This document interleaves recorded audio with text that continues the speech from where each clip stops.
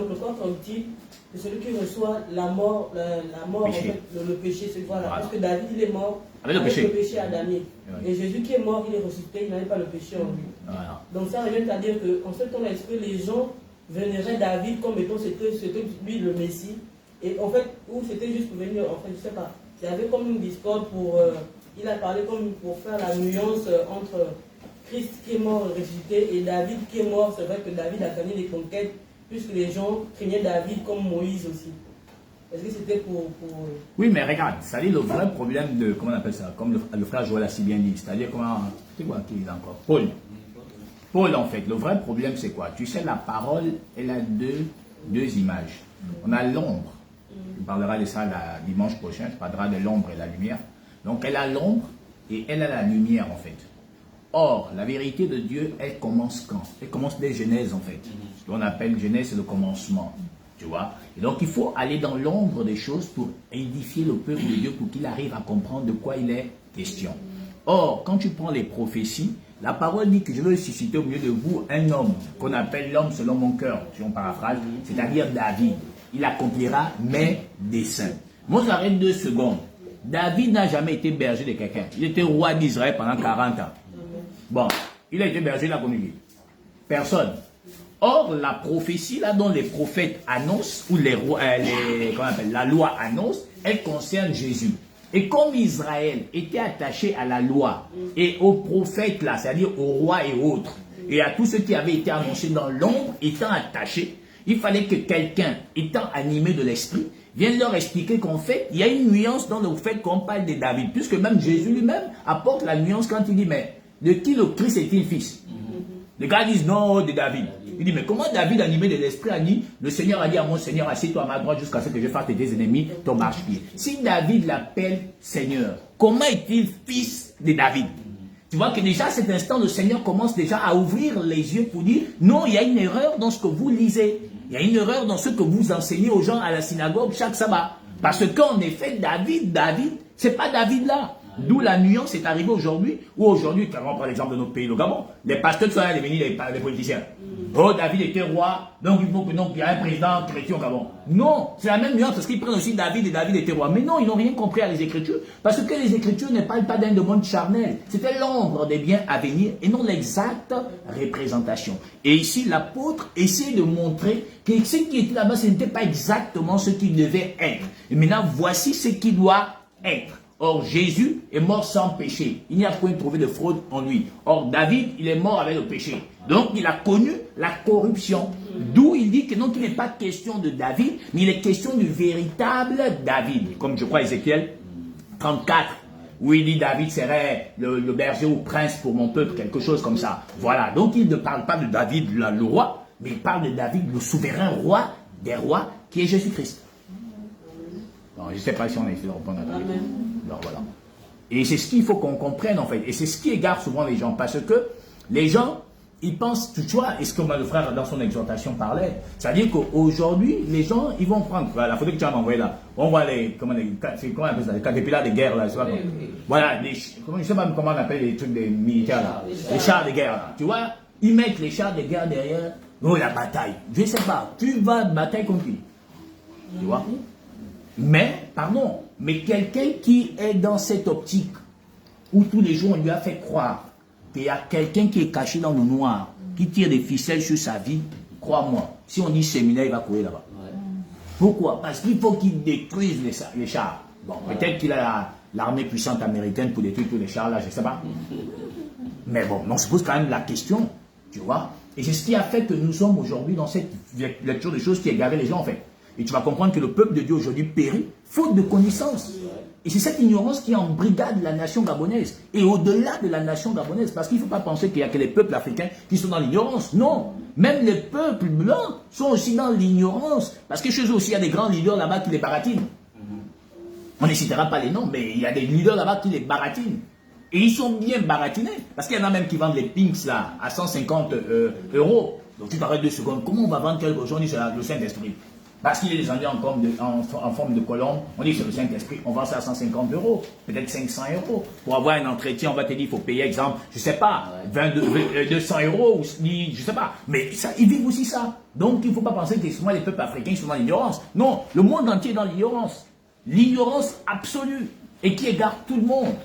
Tu vois? Et c'est ce qui a fait qu'aujourd'hui, les gens ne se retrouvent plus. Et donc, la voix de la vérité est calomniée. Pourquoi? Parce que le mensonge a pris de l'ampleur.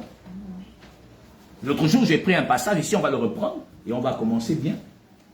On avait déjà commencé par le frère Joël depuis. Donc, on va prendre Matthieu 24.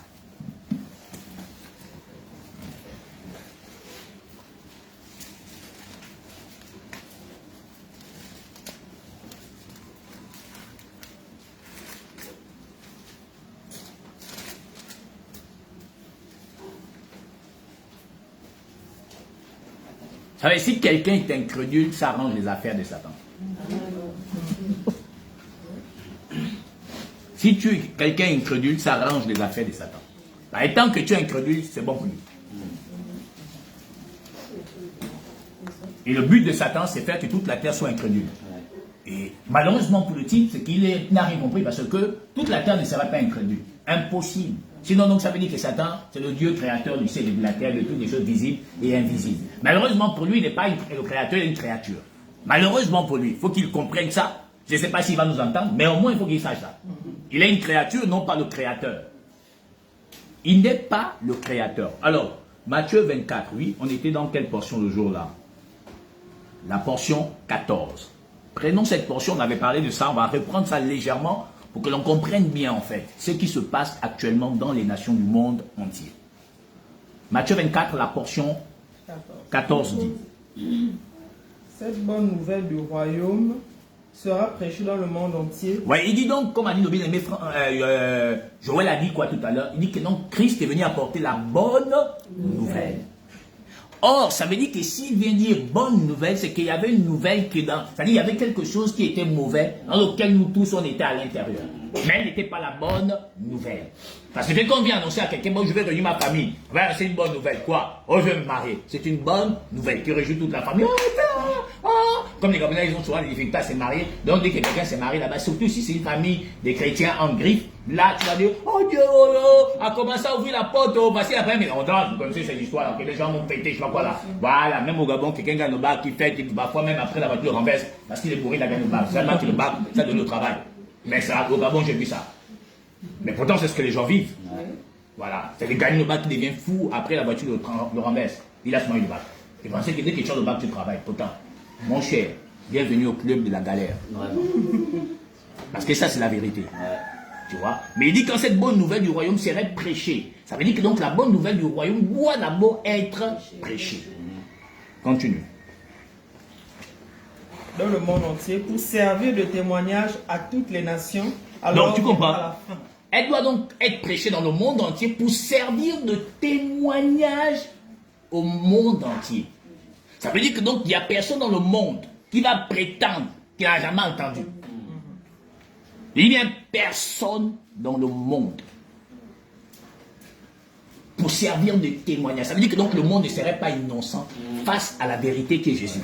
Ils ne pourront pas dire qu'on n'a jamais entendu.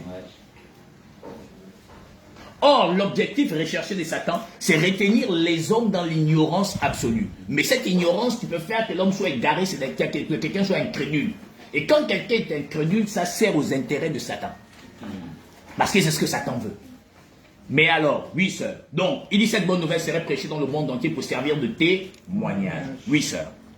Alors viendra la fin. Alors donc viendra la fin. Donc, tant que la bonne nouvelle n'est pas prêchée, ça ne peut pas être la fin du monde. Mais si on s'arrête 2 secondes, comme on avait dit la dimanche dernier, depuis que les apôtres sont au repos, ça fait combien de siècles? Même vous-même. Ça veut dire peut-être 4 siècles, je ne sais pas moi. Ça fait des siècles et des siècles. Mais vous croyez que 100 ans n'est pas suffisant même pour que la parole là soit parcourue dans le monde entier? Mais regardez-vous, ça veut dire que donc, mais pourtant le monde entier parle de Jésus. Même les musulmans font des débats sur Jésus. Ça veut dire que moi je suis donc même bluffé. Je réalise que le gars c'est la star des stars. Quoi. Ça veut dire que je n'ai jamais vu ça. Ça veut dire que les musulmans s'asseyent pour vouloir justifier que Jésus n'est pas vrai. Ça dit ça me dépasse. Je dis ouais mon cher, tu es vraiment donc la star des stars. Parce que si quelque chose est faux, on ne s'assoit pas pour parler. C'est que si on prend la peine de s'asseoir, on donne donc de la valeur à ce qui est. Ça, c'est la vérité. Mais les gars n'ont rien compris. Et souvent, je vois les chrétiens qui vont faire des débats. Mais oui, c'est fatigué. Le fait qu'ils soient déjà même à justifier que Jésus est faux, ça prouve que Jésus est vrai. Bah, quand c'est un mensonge, là, pardon, vos histoires de mensonges, pas dedans. Quelqu'un qui a de la carrure, il ne s'arrête pas, il dit quoi, c'est quoi, mensonge. Ah, pardon. Il continue son chemin. Mais ils prennent le temps. Oh, Jésus a dit dans machin, moi il opère. Tu vois, ils prennent des versets pour essayer de justifier que Jésus n'est pas l'évidence du Dieu Tout-Puissant. Mais le fait simplement de chercher à justifier ça prouve qu'il est l'évidence. Parce que je n'ai jamais vu un débat où les chrétiens s'asseyent pour justifier que leur, leur prophète est faux. Voilà. Je n'ai jamais vu ça. Mais seulement les musulmans, quand il est question de la Bible, non, tu peux pas. Ils ont étudié la Bible mieux que leur propre Coran. Mais oui. Mais pourtant, dans Sourate 47, 19, il est dit, on a demandé à Mohamed de demander pardon, il s'appelle Mohamed, hein, de demander pardon pour ses péchés. Et les péchés des croyants et des croyantes. Mais à qui dans la parole on a dit à Jésus un jour, demande pardon pour tes péchés? Mais pourtant, c'est écrit dans leur propre Coran. Ah, on demande à Mohamed de demander pardon pour ses péchés et les péchés des croyants. Mais à la lumière des sens, s'arrête 2 secondes, on ne fait même plus un débat. Mais non, maintenant vous venez prendre les gens que non, il a dit que moi et le Père, et je ne suis pas le Père m'a envoyé mon Dieu. Mais tu t'arrêtes même 2 secondes, tu arrêtes. En fait, tu es dans l'erreur parce que tu n'as même pas compris de quoi il est question. Dès l'instant que je vais dire, sœur Valérie, oui, est-ce que tu peux aller m'acheter des pains? Ma parole prend le contrôle de la sœur Valérie. Si elle croise le frère Joël en chemin, frère Joël pose l'action, mais oh, sœur, tu fais quoi ici? Non, c'est le frère David qui m'a. Donc, elle rend témoignage de la personne qui l'a envoyé. Qui? La parole qui en elle, pas la sœur Valérie, mais la parole qui est en elle, a pris son contrôle. Mais ils n'ont rien compris. Maintenant, quand elle revient avec les baguettes, la parole revient à son origine. À qui? C'est lui qui l'a commissionné à acheter les baguettes. C'est tout. Donc, Jésus n'a pas dit un mensonge. Mais comme ils n'ont rien compris, n'ayant pas l'esprit, ils se sont égarés dans leur pensée perverse. En croyant que non, il y a Jésus, il y a Dieu, il y a le Père. Non, il n'y a pas Jésus, il n'y a pas le Dieu, le Père. Non, il y a Jésus Tout-Puissant. C'est tout. C'est le seul Dieu, créateur du ciel et la terre. Que cela ne déplaise à qui veut l'entendre. Nous adorons le créateur du ciel et la terre. Il n'y a pas papa, il n'y a pas... Non, c'est Jésus, Dieu Tout-Puissant. C'est son nom. C'est écrit dans les Écritures, même si on veut bouder. C'est la vérité. Prenons quelque chose dans le livre de 1 Jean 5. Et puis après, on va un peu parler de cet homme qui fait pleurer tous les Gabonais et toutes les Gabonaises. Celui qu'ils appellent Satan. «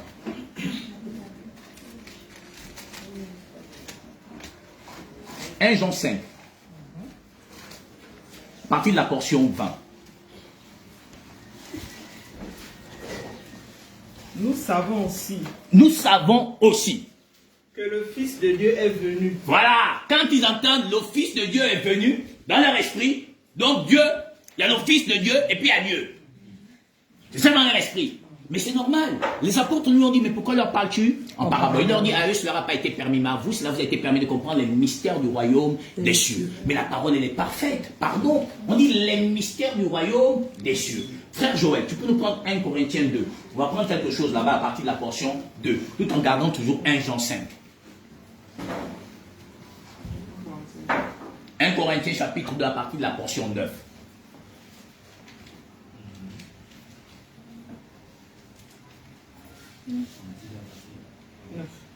Mais, comme il est écrit, ce sont des choses que l'œil n'a point vues. Ça dit que donc frère Joël et moi, frère Christ et moi, ou les frères qui sont là, nous-mêmes, les yeux là, n'ont pas vu.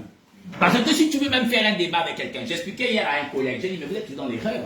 Parce que moi j'entends des gens qui disent que non, il faut, on brise, on taille. J'ai dit, mais ouais, briser, tailler, c'est bien. Mais quand tu t'arrêtes 2 secondes, quand même, pardon, même si tu n'as pas l'intelligence intellectuelle humaine, parce que la sagesse humaine a inventé pleinement de choses. C'est vrai, mais je n'ai jamais vu la sagesse humaine là donner le remède qui donne la vie. Sinon personne ne meurt. Ils ont beau faire tout ce qu'ils voudront, ils ne pourront jamais transmettre la vie à quelqu'un. Tu vois? Alors la femme là qui est en train de parler à la radio, ils m'ont posé des titres trop chauds. Ils disent que non, bénissons les médecins qui donnent la vie aux gens. Je dis, mais comment toi tu peux t'asseoir là même là et tu écoutes des bêtises? Je dis, tu as vu un homme humain qui donne la vie à quelqu'un. Et tu dis qu'on a bénissé les médecins. Mais les médecins, ils n'ont jamais donné la vie à quelqu'un. Combien? Ça veut dire que donc tous les médecins devaient faire en sorte que personne ne meure. Je dis, vous voyez des choses comme ça, toi tu l'as, tu écoutes, amen. Amen de quoi? Tu as vu un médecin donner la vie à qui? Sur terre, depuis que le monde est monde. Je dis, c'est le mensonge qui nous égare. La gloire à Jésus-Christ seul. C'est lui qui fait grâce. Il y a des gens qui ont été chez des médecins, sur la table d'opération, ils sont morts. Il y a des gens qui ont été, ils sont sortis entiers. Il y a des gens qui sont là en pharmacie avec les maux de tête. Le temps d'arriver à la pharmacie, il est tombé, il est mort. Il y en a qui ont pris le Doliprane, ils ont été guéris. C'est le Seigneur qui fait grâce. C'est lui qui donne la vie et personne. Je dis ça à cause de ce genre de témoignage que la gloire de Dieu est outragée par les hommes et qui croient qu'il y a des hommes sur la terre qui sont capables de donner la vie et faire des miracles qui dépassent l'entendement. Je dis ça n'existe pas. Tant que Jésus n'a pas décidé qu'il vit, qu'il meurt. C'est pourquoi aujourd'hui les peuples d'Afrique sont toujours embrigadés par les cultures et les traditions cultes qui nous égarent. Ils nous font croire que quelqu'un est caché à Moabi. Il guette comme ça là. Il dit, oh c'est elle, oh il progresse, oh je dois la tuer, oh tu es mort. C'est des histoires. Si nous croyons en Jésus-Christ, personne sur la terre ne peut stopper notre destin. Personne. Personne. Mais le problème que nous avons, c'est quelle est notre réelle position en Christ. Le problème, c'est que les gens ne s'examinent jamais. Ils croient que quand ils vont à l'assemblée, Dieu, louez Dieu, alléluia, alléluia. Ils croient qu'il est un chrétien. Ils croient que comme il va aller jouer le piano, ils croient qu'il est chrétien. Dès qu'il tient la guitare, il est chrétien. Quand il va jouer la batterie, il est chrétien. Quand il donne la dîme au pasteur, il est chrétien. Il apporte les cartons de queue, il est chrétien. Il porte la cachette-caisse du pasteur, il est chrétien. Il a la sécurité. Il est chrétien. Non, vous n'êtes pas des chrétiens. Parce que nos chrétiens ne se définissent pas dans être chantre. C'est faux, ça n'existe pas, c'est pas un ministère. Mais pourtant, nous voyons les gens. Non, j'étais appelé au ministère des chantres. Mon Dieu. Je vois même ceux qui sont des chantres là, les hommes là, avec des longs cheveux. Il a les tresses. Je dis, mais ça, c'est quel chrétien? Non, on voit ça. Oh, l'onction de Dieu. Quelle onction? Moi, il y a l'onction du mariage. Je me montre l'onction sur le Saint-Esprit. Mais pourtant, les Écritures parlent et rendent témoignage. Je dis, l'onction, il y a l'onction du mariage. Je vais aller arracher mon onction du mariage. Les gens courent. Oh, parce que tous les Africains, surtout d'Afrique centrale, ils croient que dès que tu n'es pas marié, il y a quelqu'un qui détient ton destin. Mon Dieu. Quelque chose qu'on te donne, que même le sorcier même ne sait pas qu'on te donne ça. Mais c'est lui qui sait maintenant que toi, tu dois te marier demain. Mais ce n'est pas la vérité de Dieu. Ce n'est pas la vérité. Pourquoi? Vas-y, frère. Que l'oreille n'a point entendu et qui ne sont point montées au cœur de l'homme des choses que Dieu a préparées pour ceux qui l'aiment. Ça veut dire que donc ni l'œil ni l'oreille n'a point entendu, mais que Dieu seulement a préparé pour ceux qui l'aiment. Ça veut dire quoi, frère? Ça veut dire que le rouleau là, c'est pas préparé pour tous les humains. Parce qu'on pourra te parler de ça tous les jours. Si c'est pas préparé pour toi avant la fondation du monde, tu ne vas pas écouter. Paul dit la prédication de la croix est une folie pour ceux qui périssent et non de ceux qui sont sauvés. Ça veut dire que quand on va venir te dire Marie n'a pas mis au monde Jésus, tu vas dire tu es fou. Mais comme ce n'est pas pour toi, tu ne peux pas comprendre ça. Quand on va te dire arrête de payer les dîmes, c'est une souffrance intellectuelle. Tu vas dire jamais. C'est écrit que si je ne paye pas, je suis maudit. Mais non, mais la suite est claire. Elle dit quoi? Mettez-moi en saute à l'épreuve si je n'ouvrirai pas pour vous les écluses des cieux. Et je ne réponds pas là. Bénédiction. Mais tu t'arrêtes 2 secondes, mais attends, c'est quelle bénédiction? Tu crois que la bénédiction, c'est aller, quand tu vas planter à Moabi, tu vas faire beaucoup de régimes de bananes. Non, c'est pas ça la bénédiction, puisque Éphésiens 1:3 nous dit quoi? Il nous a bénis de toutes sortes de bénédictions spirituelles dans les lieux célestes en Christ. Ça veut dire que la bénédiction ne peut pas être charnelle. Ce n'est pas quelque chose que je peux attraper comme la sœur là. C'est impossible. Mais nous, on a cru et on a pensé que la bénédiction, c'est le mariage. C'est faux. C'est pas le mariage.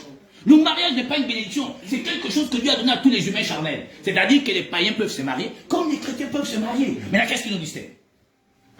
Si le mariage est une bénédiction, qu'est-ce qui nous distingue? Puisqu'il dit que ce sont des choses que l'oreille n'a point entendues, qui ne sont point montées au cœur de l'homme, mais des choses que Dieu a préparées seulement pour ceux qui l'aiment. Ceux qui l'aiment. Il n'aime pas toute la terre. Il faut que les gens arrêtent avec ce mensonge. Parce que dans Jean 3, c'est là, il a tant aimé le monde. Quel monde?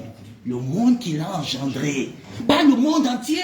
Puisque dans Jean 17, il fait la prière sacerdotale. Je ne prie pas pour le monde entier. Je prie pour ceux que tu m'as donnés. Mais Jésus l'a dit. Mais je suis vraiment scandalisé. Non, Dieu miséricorde. Oui, pour ses élus. Pas pour la terre entière.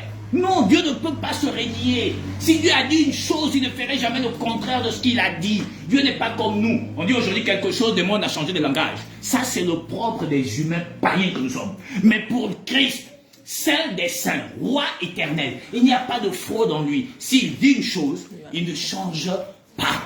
Il a dit à Abraham, je ne veux pas cacher à Abraham ce que je prévois faire. Je vais détruire Sodome et Gomorrhe. Abraham a intercédé, ça n'a pas changé la décision de Dieu. Il a détruit Sodome et Gomorrhe. Il a sorti ce qui devait être sorti. Pour le reste, il a anéanti. Donc l'intercession de quelqu'un ne change pas la décision de Dieu. Jamais. Si quelqu'un vous a raconté des histoires, ce qui va changer la décision de Dieu, ce que Dieu lui-même a décidé ça. C'est tout. Mais aujourd'hui, on nous a fait croire que tu vas prier, Dieu va changer la décision. Ah bon? Oui, ça c'est grave. Jésus lui-même il dit, Père, éloigne de moi cette coupe. Pourquoi le Père n'a pas éloigné? Il se rétracte, il dit, non pas ma volonté, ta volonté. Il a dit après, tu ne peux régimer contre les lions. Tu iras. Donc personne ne résiste à la volonté de Dieu. Moïse a dit, je suis bête, je ne peux pas. Dieu a dit, tu vas aller. C'est pourquoi je suis souvent étonné. Maintenant, tu vas accepter Dieu. On ne peut pas accepter Dieu. Personne dans la Bible n'a accepté Dieu. Ça n'existe pas. Tous ceux qui sont avant nous, là, les apôtres, les prophètes, tous ont été contraints. Même Jonas a fui, frère.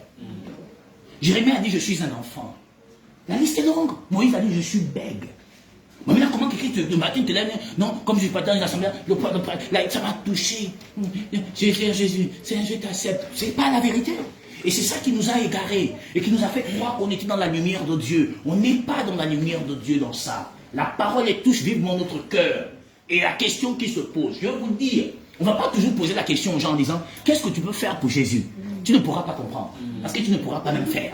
La question qui doit être posée à chaque individu dans le monde entier, qu'est-ce que Jésus-Christ a fait pour toi? Quand tu aurais la connaissance de ce qu'il a fait pour toi, personne ne te dira ce que tu dois faire pour lui. D'où la parole dans Romains 2, que la bonté de Dieu te pousse à la repentance. Ça veut dire que je dois chercher à savoir qu'est-ce que cet homme a fait pour moi. Et si je découvre sa bonté, elle va me pousser à la repentance. Donc les histoires qu'on raconte à gauche à droite, c'est que je dis souvent pour nous, bocage. Cherchons Dieu à connaître ce qu'il a fait pour nous. Personne ne te dira quoi faire. Sa bonté, toi-même, va te pousser à la repentance. Et parce qu'on n'a pas compris la parole de Dieu, qu'on nous a mis dans tout ce système des dogmes et des créneaux qui nous ont conduit toute notre vie. Et on a cru qu'on était des grands chrétiens, alors qu'on n'a jamais été chrétien. Et il ne nous a jamais connus. Nous, j'attends quelqu'un me dit l'autre jour, mais Dieu m'a exaucé. Je dis, ah bon? Dieu t'a exaucé, oui. Je dis, comment? Mais regarde comment Dieu m'a béni. Je dis, alors ça c'est grave. Pourquoi? Je dis, mais donc ça veut dire que Pierre n'était pas béni. Mais dis pourquoi? Je dis, mais Pierre faisait de la pêche. Paul était en train de tisser les temps, frère.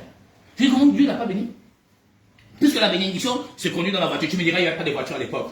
Mais il y avait quand même des gens ici, pardon. Il vivait bien, il mangeait bien. Quand il s'habillait avec les longs machins, je ne sais pas comment il s'habillait, mais tu sentais la différence entre l'apôtre Paul, qui avait certainement un vieux truc déjà délavé, je sais pas, et Pierre, et puis ces gens-là qui aimaient se faire appeler Rabbi. Il y avait déjà cette différence. L'argent n'a pas commencé au Gabon, ou en Afrique. L'argent existe depuis longtemps. Puisque même quand on parle de l'affaire des dîmes, on dit que quand le lieu que Dieu aurait choisi pour faire résider son nom est loin, vends tout ce que tu as récolté, serre ton argent et va dans le lieu que Dieu a choisi. À cet instant, tu rachèteras avec l'argent tout ce qui te ferait plaisir. Ça veut dire que donc l'argent existait depuis. Donc si Dieu voulait l'argent des gens, depuis longtemps il aurait demandé l'argent. C'est pas l'argent n'a pas commencé en Afrique. Ou je sais pas. L'argent existait depuis. C'est écrit dans Deutéronome. Ça veut dire que donc si Dieu demandait l'argent, il devait demander l'argent. Le pire dans cette affaire, c'est que même Abraham n'a jamais sorti l'argent de sa propre poche pour payer la dîme. C'est tout ce qu'il avait récolté quand il allait faire la guerre. Il allait donner à Dieu. Il n'a jamais rien donné de sa propre richesse. Mais pourtant, aujourd'hui, j'entends des gens dire, non, quoi, on peut payer la dîme. Ah bon? Mais il faut que tu saches qu'est-ce que c'est la dîme. Dieu n'est pas un homme charnel, c'est un esprit. Il a un langage spirituel pour les choses spirituelles. Mais pourquoi alors ramener le langage de Dieu aux choses éphémères? C'est à croire que donc la divinité glorieuse qui est Jésus-Christ doit être semblable aux choses éphémères. Mais que non! Non! Et c'est ce qui nous a tous égarés dans le monde. Oui, frère Joël.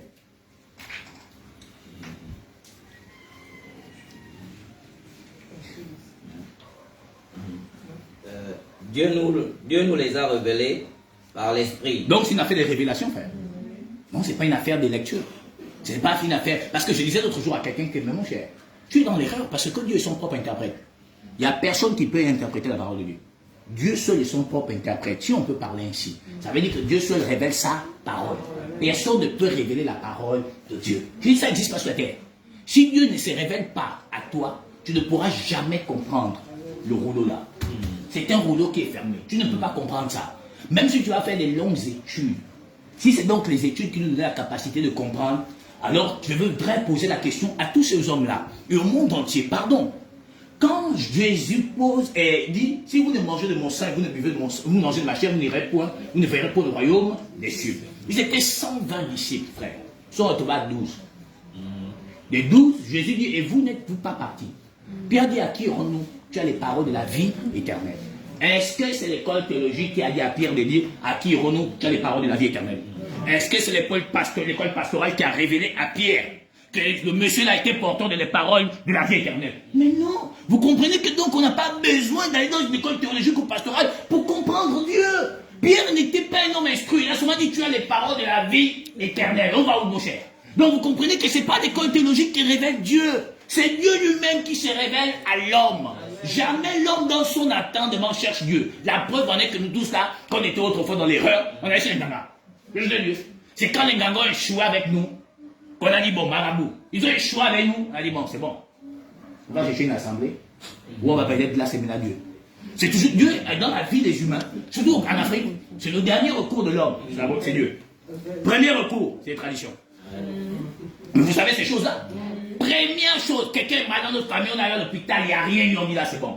On va un peu aller voir un peu les noirs. C'est souvent ce qu'on dit quand souvent les gens font les réunions des familles. Bon là c'est bon, hein. L'hôpital n'a pas réussi, ça veut dire que c'est une affaire mystique. Bon allez, on fonce à... Je connais un bon ganga, mais si tu connais ces choses-là, on connaît un bon ganga, on fonce. Là-bas aussi, on rencontre une baradine. Ça, mais là, c'est pas bon. Ah, moi, la dernière fois, j'avais une copine, m'avait parlé d'un marabout là. Non, lui, il est bon. Tant que bon, là, c'est bon. On fait quoi? Ah, il y a un pasteur là dans telle église, il fait des choses où on ne peut pas savoir. Nous tous sommes par vous. Vous allez comprendre qu'on ne va pas chercher Dieu, mais on va chercher simplement la guérison charnelle. Oubliant qu'on va mourir. Oubliant qu'on a le péché en nous. Alors qu'on sait tous que Dieu n'exauce point le péché. Mais pourtant, nous voici. On sait que Dieu n'exauce pas le pécheur. Mais nous, on croit que Dieu va nous exaucer, frère. Pourquoi? Parce que comme je suis malade, Dieu va me guérir. Parce que c'est la première chose qui fait peur à l'homme. La mort. Oh, mon frère. Va voir quelqu'un qui est malade. Dis-lui qu'il va mourir. Il dit, j'ai fait un sondage, je sentais que... Ah, c'est ça. Mais non, c'est là où il va me guérir avec toi. Mourir? Non. Même en blaguant.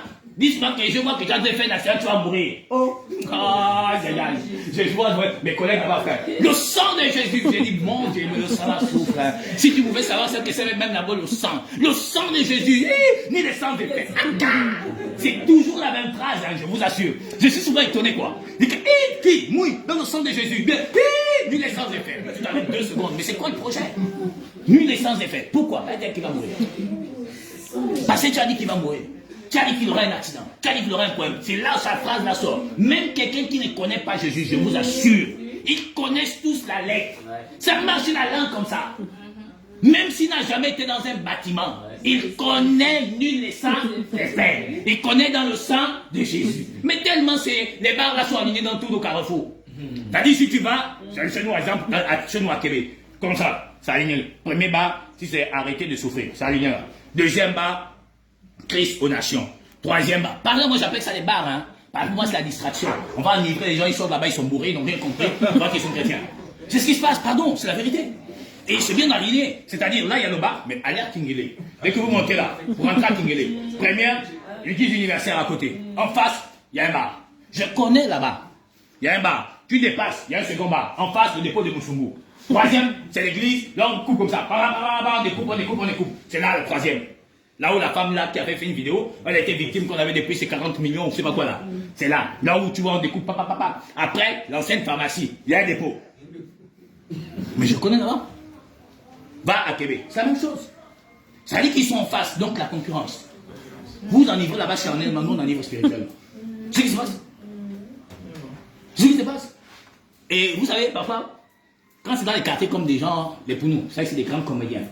Donc quand c'est dans un quartier comme ça là, quand toi tu allumes là-bas, ça dit que tu mets le volume à fond. Oh mon frère, lui il met aussi le volume à fond dans son bar. Et il danse, vous dansez et il danse. Ça dit c'est terrible. Ça dit qu'il n'y a pas le message qui va même faire en sorte que le gars qui est en train de boire le vin commence à dire ça n'est pas bon. Non, on va dire quoi? Je découpe, j'arrache, je découpe, j'arrache, je prends mon mariage, j'arrache, je tue, je découpe. Brrr, brrr. Même le gars qui est bourré sans que ouais. Vaut mieux que je prenne ma rigueur. Le feu, j'envoie le feu, j'envoie, je découpe, j'envoie le feu. Tu t'arrêtes de secondes, mais tu dis, où est la parole qui justifie l'homme? Où est la parole qui ôte le péché? Jean dit, voici l'agneau de Dieu qui ôte le péché. Aujourd'hui, on dit, voici l'agneau de Dieu qui enlève la sorcellerie. Voici l'agneau de Dieu qui donne les mariages. Voilà. Donc on est resté dans ça. Et c'est ça qui nous a égarés. Or, il dit, ce sont des choses que l'œil, l'oreille n'a point entendu ni vu et qui ne sont point montées au cœur de l'homme. Si la chose n'est pas montée à ton cœur, tu ne peux pas obtenir la repentance et la conversion. Continue, bien-aimé Joël. Car nous avons révélé par l'Esprit. Dieu nous a révélé par l'Esprit, car l'Esprit sonde tout. Ah, donc qui sonde tout, frère Joël? L'Esprit. Qui peut nous révéler la chose de Dieu? Continue, bien-aimé frère. Même les profondeurs de Dieu. Ah, donc s'il y a quelqu'un qui peut aller chercher même en bas là-bas, c'est-à-dire pas sous la terre, hein, dans les profondeurs de notre Seigneur, c'est le Saint-Esprit. Et il ramène ça à la surface. Continue, frère. Lequel des hommes, en effet, connaît les choses de l'homme, si ce n'est l'esprit de l'homme? Ça dit que donc, frère Joël, là où tu es là, il n'y a personne qui connaît ce qu'il y a dans ton cœur, si ce n'est que ton esprit. Mais là, comment on peut penser que donc, nous aussi, on connaît les choses de Dieu si ce n'est pas l'esprit de Dieu qui nous révèle ça? Continue, bien, mes frères. Qui est en lui? De même, personne ne connaît les choses de Dieu si ce n'est l'esprit de Dieu. Donc personne ne connaît les choses de Dieu si ce n'est l'esprit de Dieu. Ça veut dire que pour connaître la chose de Dieu, il faut l'esprit de Dieu. Continue, bien, mes frères. Après, on revient dans 1 Jean 5, 20. Or, nous n'avons pas reçu l'esprit du monde. Ça veut dire que, frère, donc il y a un esprit dans le monde. Il dit, or, nous n'avons pas reçu l'esprit du monde. Oui, frère. Mais l'esprit qui vient de Dieu. Mais l'esprit qui vient de Dieu. Afin que nous connaissions les choses que Dieu nous a données par sa grâce. Afin que nous connaissions les choses que Dieu nous a données par. Ça veut dire que si je suis un chrétien, ayant reçu l'esprit de Dieu, je dois connaître ce que Dieu m'a donné par sa grâce. Est-ce que c'est le mariage charnel? Non. Est-ce que c'est les enfants? Non. Est-ce que c'est tuer les sorciers de Moabit? Non. C'est faire quoi? Quelles sont ces choses que Dieu nous a données par sa grâce? Et nous en parlons, frères. Nous, avec les discours qu'enseigne la sagesse humaine, mais avec ceux qui emploient un langage spirituel pour les choses spirituelles. Mais donc, si Dieu nous a donné donc le Saint-Esprit, frère Joël, donc finalement, il doit nous révéler quoi? La vérité cachée de Dieu. 1 Jean 5, verseur, ça dit quoi? Nous savons aussi que le Fils frère, tu nous prends Jérémie 1, la portion 4. Oui, sœur, 1 Jean 5, 20. Nous savons aussi que le Fils de Dieu est venu. Donc on dit que nous savons tous que le Fils de Dieu est venu. En venant, il nous a donné quelque chose. Oui. Et qui nous a donné l'intelligence. Non, s'arrête, il nous a donné donc l'intelligence. Tout à l'heure, notre frère Joël nous a dit finalement que c'est l'Esprit de Dieu qui sonde tout. Si donc il nous a donné l'intelligence, c'est qu'il nous a donné quelque chose que le monde ne peut percevoir et ne peut recevoir. Qui doit donc nous donner l'intelligence de connaître qui est le Dieu véritable. Or, celui qui a même de nous faire connaître qui est le Dieu véritable, c'est le Saint-Esprit. Donc l'intelligence ici, c'est le Saint-Esprit. Oui, sœur. Pour connaître le véritable. Donc c'est donc l'intelligence qui nous fait connaître le véritable. Or, l'intelligence est le Saint-Esprit. Donc c'est le Saint-Esprit seul qui peut révéler à l'homme qui est le Dieu véritable. Oui, sœur. En son Fils Jésus-Christ. En son Fils. Écoutez bien, il dit en son Fils. Il nous a donné l'intelligence de connaître le véritable. En son Fils Jésus-Christ. Oui, sœur. Et nous sommes dans le véritable. Donc nous sommes dans le... Oui, sœur. En son Fils Jésus-Christ. En son Fils Jésus-Christ, oui. C'est lui qui est le Dieu véritable. Arrête-toi là. Il dit donc, nous sommes dans le véritable en son Fils Jésus-Christ. La suite dit, et il est quoi? Il est le Dieu véritable. Est-ce qu'on a menti? C'est écrit. Et nous sommes, et c'est lui le Dieu véritable. Bon, maintenant les gens font quel débat? Je dis, il nous a donné des gens, c'est lui le Dieu véritable. Est-ce qu'il y a deux dieux? Aka. Est-ce qu'il y a deux rois? Aka. Dans un royaume, il n'y a qu'un seul trône. Mais on dit, c'est lui qui est le Dieu véritable. Qui? Jésus-Christ. Il n'y a pas deux. Oui, frère. 1 Jérémie 1, 9 et 4, la portion 4 nous dit quoi? La parole de l'Éternel me fut adressée en ces mots. Oui, frère. Avant que je t'eusse formé dans le ventre de ta mère. Ok, on s'arrête là. Il dit, Dieu dit, avant que tu ne sois formé dans le ventre de ta mère. Donc ça veut dire que nous tous là présents ce matin, ceux qui n'ont pas pu être là, ceux qui sont là, en province et à l'étranger. Il dit qu'avant qu'on ne soit formé dans le ventre de nos mères, je te connaissais. Il dit, nous connaissons. J'ai une question à poser. Puisque l'on rentre dans ce dont nous devons parler. On a commencé même depuis le frère Joël. Ça veut dire que Dieu dit, avant que tu ne sois dans le ventre de ta mère, il te connaissait. J'ai une question. Les sorciers sont sortis de quelque part, ou bien ils sont aussi sortis des ventres des gens? J'ai une question, pardon. C'est-à-dire les sorciers. Ils sont sortis des ventres des femmes, ou ils ont souvent apparu comme ça sur la tête.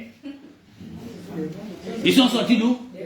Mais comment donc le gars qui est sorti du même ventre, c'est-à-dire d'une femme comme toi tu es sorti d'une femme, c'est le même gars qui dit que avant que toi tu sois dans le ventre, il t'a établi sorcier. C'est possible ça?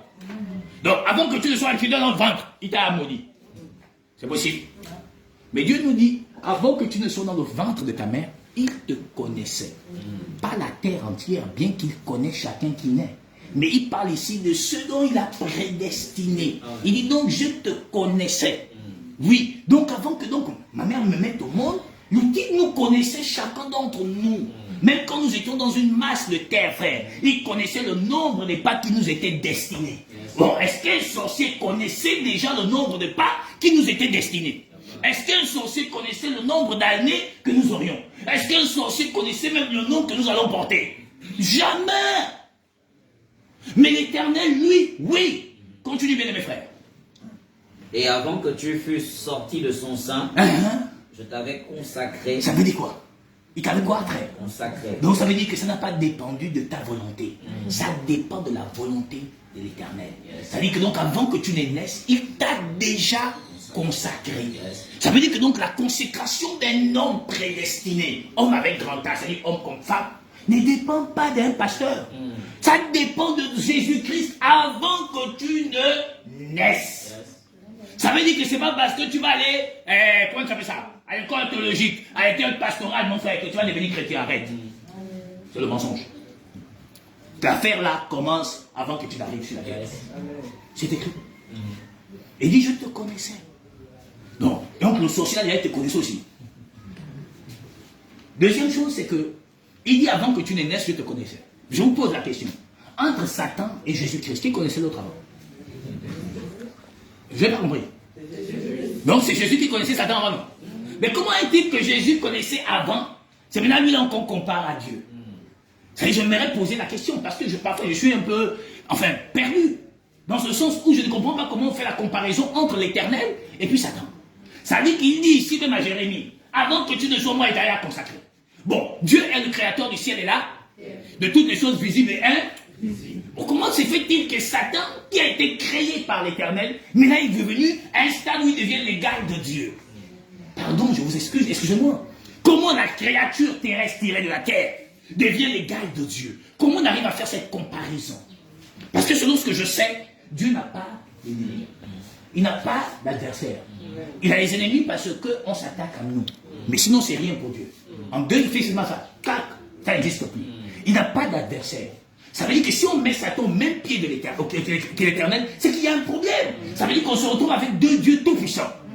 Le Dieu de ce siècle, c'est Satan, parce qu'il est dans la corruption avec le monde. Mais le Dieu de ce siècle ne veut pas dire égal de l'Éternel Jésus-Christ. Non, ça ne veut pas dire ça. Parce que si on prend une créature, on l'élève au-dessus du Créateur, c'est qu'il y a un problème. Et c'est ce que le monde entier a fait. On a pris Jésus et on a pris la créature. On a dit vous êtes pareil. Puisqu'on a dit de la créature qu'il peut décider de ton sort.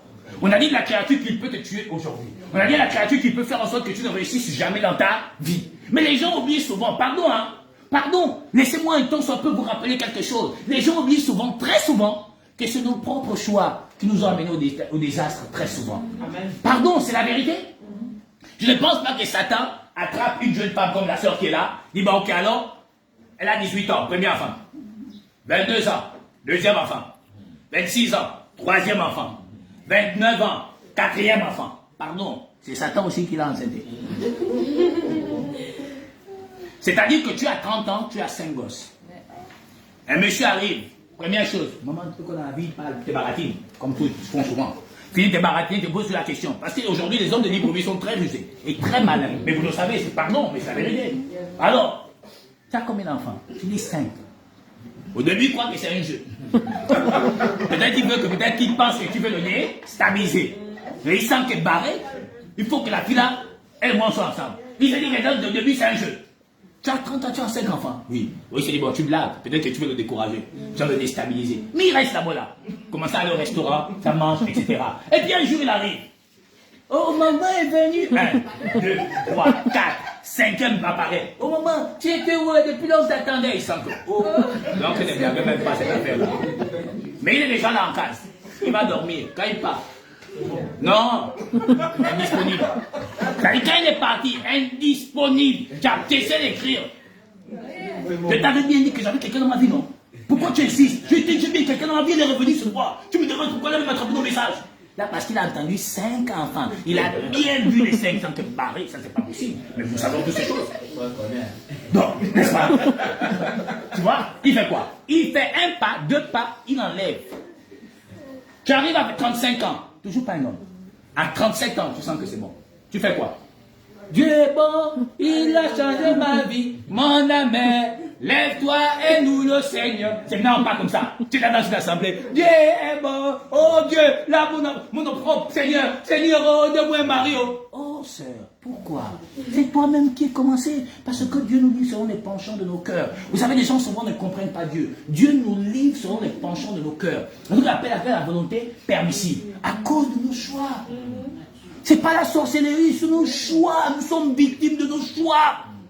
On a choisi souvent et très souvent la mauvaise voie. Et Dieu nous a livrés selon nos propres penchants. C'est pas les sorciers. Mais dans les sorciers, qu'est-ce qu'il fait? Dire, ah, Dibo, c'est bon là. Là, je peux bien diguer. Il te digue. Mais là, quand tu arrives à 30, 40 ans, oh, mon frère, tu tombes sur un homme. Pardon, c'est pas une critique. Tu tombes sur un homme femme. Ils aiment beaucoup faire les enfants. Ils sentent que s'il ajoute 5 là, ça fait 10. C'est un fonctionnaire. Il sent que, oh, la clame juste ne donne plus l'argent au frère. Il sent que, oh, 10. Il cogite, il dit non, là c'est compliqué. Ma soeur, mais qu'est-ce qui s'est passé? Tu es tombé sur quelqu'un qui est incompréhensible. Ah, mais qu'est-ce qui s'est passé, soeur? Que tu arrives comme ça. Tu as traversé des difficultés. Ah, frère, c'est les choses de la vie, oh. Les choses là où on tombe amoureuse là. On n'explique pas ça. Maman, même quand elle est décédée, elle m'avait même parlé que, oh, moi je suis toujours là, toujours tombée amoureuse, n'importe comment. Ah, voici ce que tu vois là maintenant. Ah, soeur, ça va être difficile, mais bon, on va quand même essayer comme ça, soeur. Il a le bon cœur. Mais le bon cœur là, un jour, 1 mois, 2 mois, il sent que non, barré. Il part. C'est pas une affaire de la sorcellerie, ce sont nos choix. Voilà, tu vois un peu. Ce sont nos choix qui nous ont égarés. Parce qu'on n'a pas su avoir le discernement. On n'a pas su comprendre que plus tard, ces choses-là peuvent nous rattraper. Ce sont les choses que nous-mêmes on a fait qui nous rattrapent demain après-demain. Mais Dieu, dans son amour, peut nous permettre de vivre dans la joie, dans la paix, sans plus courir vers les hommes. Et en ayant simplement ce qui nous est nécessaire, et par sa faveur et sa grâce, on arrive à donner à nos enfants l'éducation qui sied, la formation qui sied, afin que demain eux aussi arrivent à prendre soin de nous. C'est ça la bonté de l'Éternel. Mais pensez que forcément, il faut qu'obligatoirement, je le marie. Je te fatiguer, maman. Peut-être tu ne sais même pas si Dieu a dit que tu n'aurais jamais de mari. Je ne sais pas. Il y en a tous les jours de jeûnes en quantité industrielle. Oh, tu quittes des jeûnes Esther, tu vas au jeûne de 21 jours, tu quittes du 21 jours, tu vas à ceci, tu quittes cela, tu es là seulement. Dans toutes les campagnes, là on dit qu'il y a un homme de Dieu qui arrive, tu ne peux pas manquer. Tu es présent. Je veux mon mari. J'arrache mon mariage. C'est ça. Et c'est ce qui nous a égarés. Mais ça n'a rien à voir avec Satan. Parce que l'ennemi de l'homme, c'est l'homme lui-même. Ce sont nos propres penchants qui nous font la guerre. Qui font la guerre à notre âme. Ce n'est pas Satan qui a permis à l'homme d'avoir une pensée mauvaise tous les jours.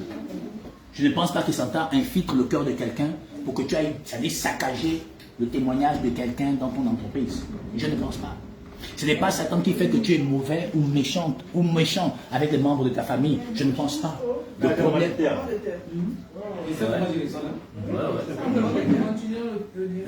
Le problème, c'est notre cœur.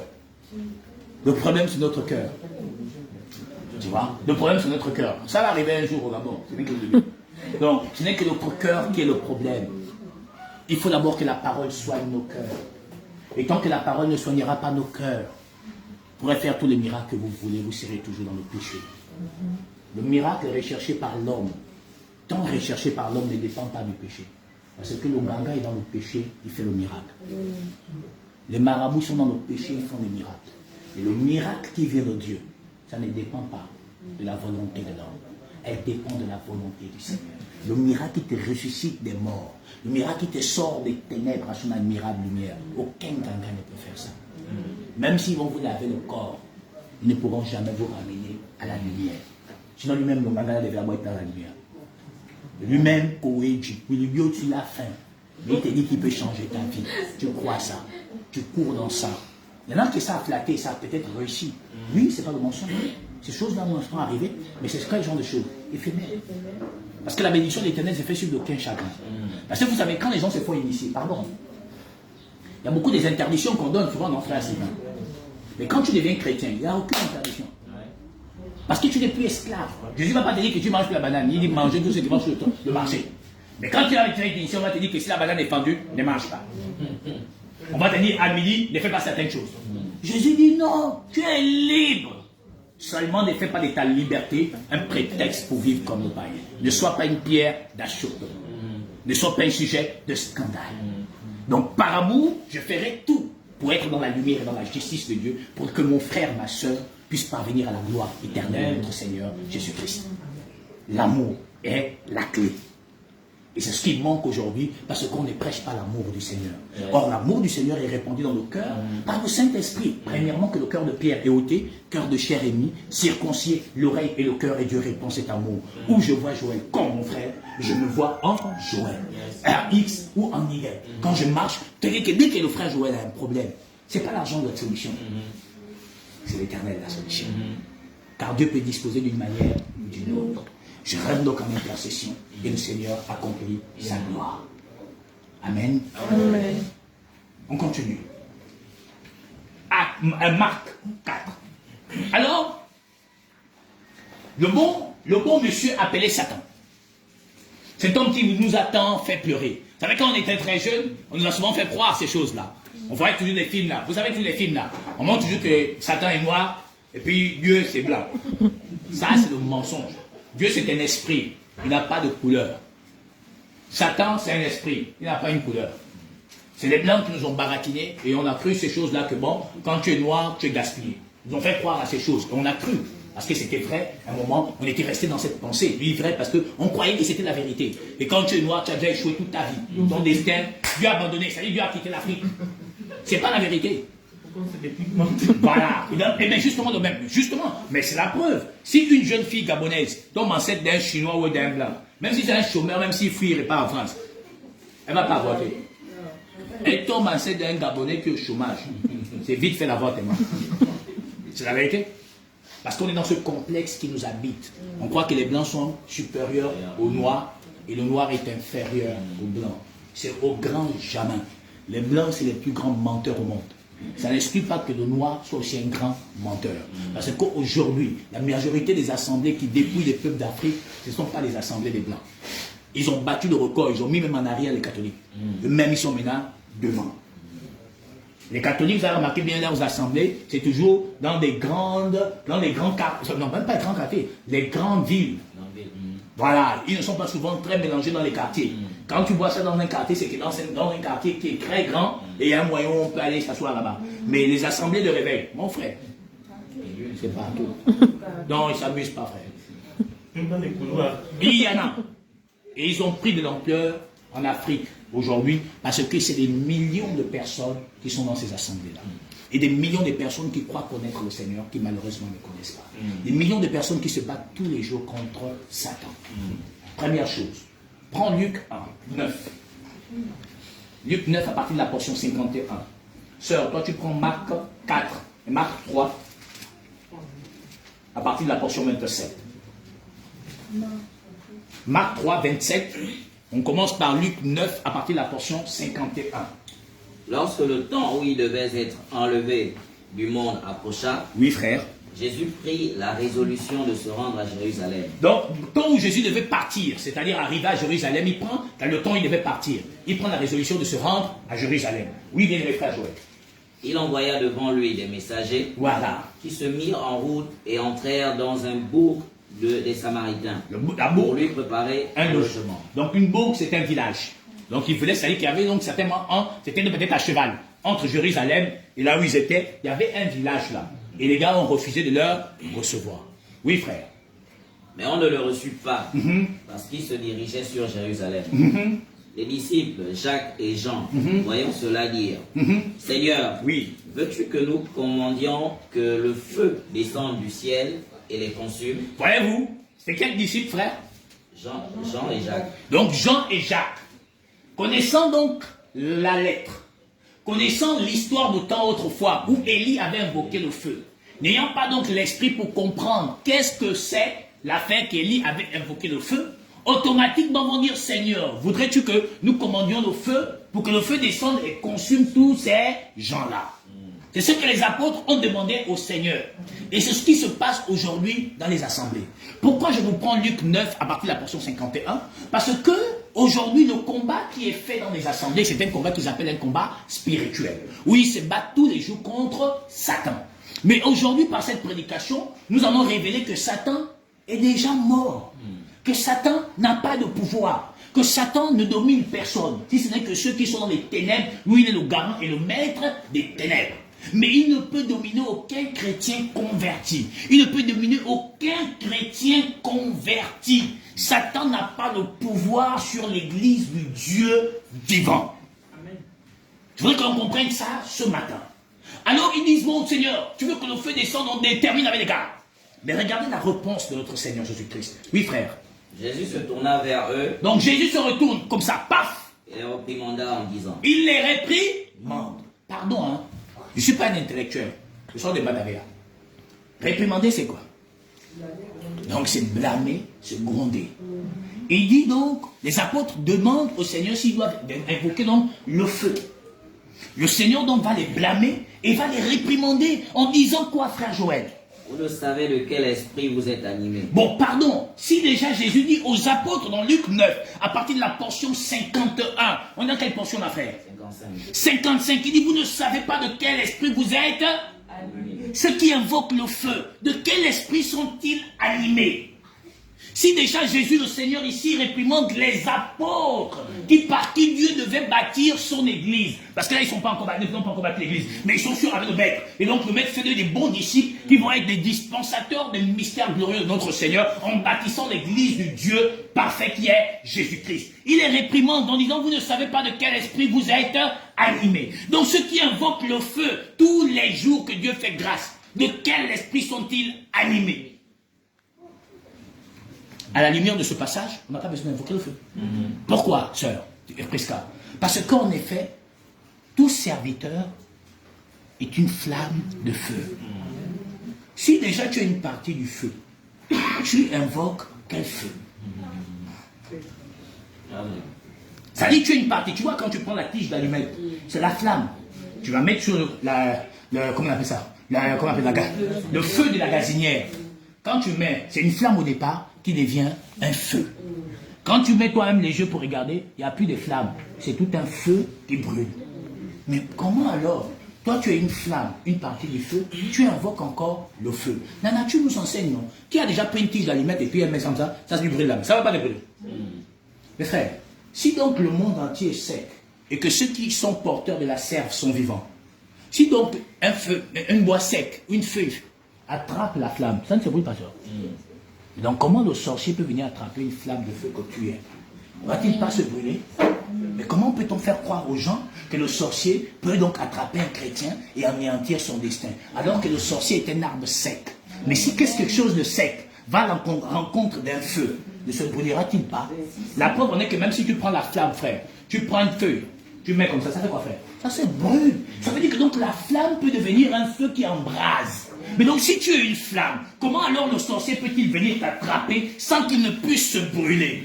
Vous comprenez que donc il y a un mensonge qui est donné au quotidien pour embrigader les hommes et leur éloigner de la lumière de Jésus-Christ. Parce que tout chrétien est une flamme de feu. Tout messager est un vent. Un vent symbolise un ange de l'éternel. Voilà la différence qu'il y a. Et donc si donc vous êtes des flammes, comment le sorcier la nuit vient. Il dit, non, toi avec les tuyaux aujourd'hui, il attrape les tuyaux. C'est possible ça? C'est impossible, puisqu'il finira par se brûler. Mon peuple périt parce qu'il lui manque la connaissance. Et donc, comme on n'a pas compris la parole, c'est ça qui nous a égarés et nous a éloignés de la lumière et de la justice de Dieu. Je ne sais pas si je parle à un frère ou une soeur. Vous voyez? Or, revenons maintenant à Marc 3, 27. Premièrement, cet homme qui effraie la terre, qui s'appelle Satan. Hein? Marc 3, la portion 27. Cet homme qui effraie la terre et qui déstabilise le monde entier, que le monde appelle, et que nous tous nous appelons, Satan, par le biais de la sorcellerie, serait à l'auteur du désastre que vivent les chrétiens. Je ne m'adresse pas aux non-chrétiens, je m'adresse aux chrétiens. Aux hommes qui ont cru, qui sont dans la lumière parfaite de notre Seigneur et qui comprennent le langage de notre Jésus. Comment alors un homme appelé Satan, en griffe, créature du Dieu éternel, serait en même de décider du sort d'un individu chrétien? Je dis bien chrétien. Parce que dans Genèse 3, 14, le Seigneur donne le pouvoir au serpent de dominer, c'est-à-dire manger la poussière tous les jours. La portion du 9 de Genèse 3 nous dit que tu es poussière, tu retourneras à la poussière. Dieu donc dit à Satan que tu domineras sur toute la sémence que toi-même tu as mis le venin. C'est-à-dire la descendance terrestre d'Adam, et elle est sous la domination de Satan. Mais Dieu nous dit dans le livre de Jean, à tous ceux qui l'ont reçu, à tous ceux qui croient en son nom, elle donne le pouvoir de devenir enfant de Dieu. Quand on perce la côte du Seigneur, c'est-à-dire on perce le côté, l'eau et le sang est sorti. La naissance d'une épouse véritable. La naissance donc de l'Église. Car l'eau c'est la parole, le sang c'est l'esprit. Cette Église qui est née donc de la côte du Seigneur, qui est une Église céleste, ne peut pas avoir pour influence et domination Satan. Au grand jamais. Mais comment alors on peut expliquer que Satan donc a encore le pouvoir d'assujettir un chrétien alors que la parole m'enseigne et me dit que Dieu m'a transporté dans le royaume du Fils de son amour. Si donc je suis dans le royaume de Dieu, Satan peut-il déstabiliser le royaume de Dieu pour simplement me ravir de ce royaume? Non. Car Dieu m'enseigne et me dit, ce que le Père lui a remis entre les mains, nul ne peut le lui ravir. Mais comment alors quelqu'un qui est né de Dieu, Satan a la capacité de lui ravir? Alors que lui-même, Satan, dans le livre d'Apocalypse 12, il dit qu'il a peur, la parole dit qu'il a peur de temps. Mais comment un homme qui est assujetti à un peu de temps serait même en même de pouvoir m'assujettir également à ce temps? Moi qui suis chrétien. Alors qu'Éternel veut dire hors du temps. Si donc je suis hors du temps, vu que je suis un membre du corps du Christ, mais comment alors le temps peut-il décider de mon sort?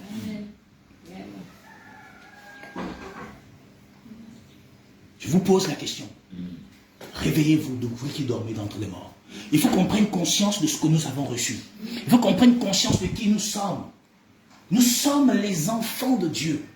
Qui? Jésus-Christ. Nous sommes héritiers de Dieu, co-héritiers de Christ. Nous sommes nés de sa côte, comme du premier Adam on a tiré de sa côte sa Ève. Du second Adam on a aussi tiré de sa côte sa Ève. Quand il est sur la croix, quand on le perce le côté, l'eau et le sang. L'eau c'est la parole, le sang c'est l'esprit. C'est là la naissance de l'église véritable. Et si donc tu es engendré de la côte du céleste, comment le terrestre peut-il te dominer? Alors que le même Dieu a dit, aussi longtemps que tu vivras, aucun homme ne tiendra debout devant toi. Mais comment alors on arrive à tenir debout devant toi? Je parle ici d'un sorcier, d'un maçonnique, et de toutes les choses dont vous connaissez dans l'ignorance. Comment? Comment peut-il avoir des paroles qui vont venir proclamer sur toi, et ces paroles auront des effets? Comment? Parce que tout simplement, tu n'es pas la terre sainte. Il a dit à Moïse, ôte tes souliers car le lieu que tu t'étais est un lieu saint. Si tu es donc une terre sainte, qui peut s'aimer l'impurité en elle? Il dit, je ne dors ni ne sommeille. Mais donc s'il ne dort ni ne sommeille, comment alors Dieu, à quoi? A-t-il dormi pendant une période et puis Satan est venu s'aimer? Et avait-il tourné le dos et puis n'a-t-il pas vu que Satan était là? Posons-nous la question. Voyez-vous? Et c'est ça qui nous a égarés. Parce qu'on a pensé, et on a cru que Satan avait un pouvoir. On a cru que Satan pouvait décider du chrétien. Il ne peut pas décider d'un chrétien. Le problème, c'est que les hommes, tous les jours qui se battent en envoyant le feu, ne savent pas leur nature, ne connaissent pas leur identité. Oui, ça. 3, 27. Personne ne peut entrer dans la maison d'un homme fort et piller ses biens. Sans avoir auparavant lié cet homme fort, alors il pillera sa maison. Il dit que donc personne ne peut rentrer dans la maison d'un homme fort sans qu'il ait lié cet homme. Ça veut dire quoi? Ça veut dire que donc Jésus dit, pour entrer dans la maison de quelqu'un qui est fort, il y a une seule chose à faire. Il faut le lier. Si tu ne le lies pas, tu ne peux pas rentrer dans sa maison. Ben, si c'est un gars baraqué, mon cher, tu réfléchis. Si c'est un gars qui a des mitraillettes, mon cher, au loin, il t'a abattu. C'est-à-dire, je m'explique. On va se décider aujourd'hui là, nous le Gabon, on va entrer en guerre contre les États-Unis d'Amérique. On sent que, oh, Président, cette affaire-là, c'est toi-même. Nous, on ne connaît pas l'histoire.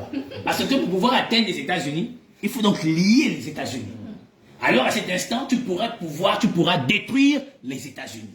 Mais si tu n'arrives pas à lier les États-Unis, c'est que tu ne peux pas détruire les États-Unis parce que sa force est énorme. Elle est au-dessus de la moyenne. Si on entend ce qui est dit à gauche et à droite. Elle est au-dessus de la moyenne. Mais Jésus dit ici, personne ne peut rentrer dans la maison d'un homme fort sans qu'il ait lié cet homme. Ça veut dire que s'il parle d'un homme fort qui a une maison, c'est qu'il y a quelque chose dans cette maison qui doit être ravi. Sinon, pardon, si on rentre dans une maison, c'est qu'on va aller voler la maison, non? Si on est un voleur. Mais, ou bien, est-ce que le voleur, quand il rentre chez toi, c'est pour une se balader? Mais il rentre pour venir voler. Ça, tu vois? C'est-à-dire, il y a deux choses. Soit il te donne, je sais pas, on pompe quelque chose, tu es endormi. Ça veut dire que même quand tu es endormi, c'est une forme de fait que tu es lié. C'est-à-dire que tu ne peux pas te réveiller de ton sommeil parce qu'on t'a drogué. Et alors là, il rentre, il dévalise toute ta maison et il s'en va. Mais Jésus dit, personne ne peut rentrer dans la maison d'un homme sans qu'il ait lié cet homme au préalable. Donc pour que Jésus entre dans cette maison, il fallait qu'il lie l'homme fort qui était le maître de cette maison. Je ne sais pas si on se comprend. Amen. On se comprend jusqu'à maintenant. Jésus dit, aucun homme ne peut rentrer dans la maison d'un homme fort sans qu'il ait lié cet homme. Alors je vais vous révéler ce matin quelle est cette maison où un homme fort était donc le détenteur et il avait donc quelque chose là-bas que le Seigneur avait besoin. Je ne sais pas si on se comprend toujours. On se comprend. Amen. Que Dieu te bénisse, frère. Il dit donc, personne ne peut rentrer dans la maison d'un homme fort sans qu'il ait lié. Donc Dieu avait besoin de rentrer dans une maison. Mais il y avait un homme qui était très fort dans cette maison, qu'il devait d'abord lier avant de rentrer dans sa maison. On se comprend? Amen. Ok. Prends-nous Luc 10. Je voudrais qu'on se comprenne bien ce matin. Luc chapitre 10. On va élever un peu le niveau ce matin. Luc 10, à partir de la portion 17, bien aimé Joël. Luc 10, 17. Oui. Les 70 revinrent avec joie, disant. Oui, frère, donc frère Joël, donc les 70 reviennent. Vois-tu, frère? Ils disent, oh, ils sont dans la joie. Mais quelle joie les anime? Oui, frère Joël. Seigneur. Seigneur. Et nous-mêmes, nous sommes soumis en ton nom. Les gars viennent, mais avec une joie, en disant, les démons sont soumis au nom de Jésus-Christ. Mais Jésus va leur dire quelque chose que nous allons rentrer et partager ce matin. Dans la Marc 3, la portion 27, il dit, personne ne peut rentrer dans la maison d'un homme fort sans qu'il ait lié cet homme au préalable. N'est-ce pas?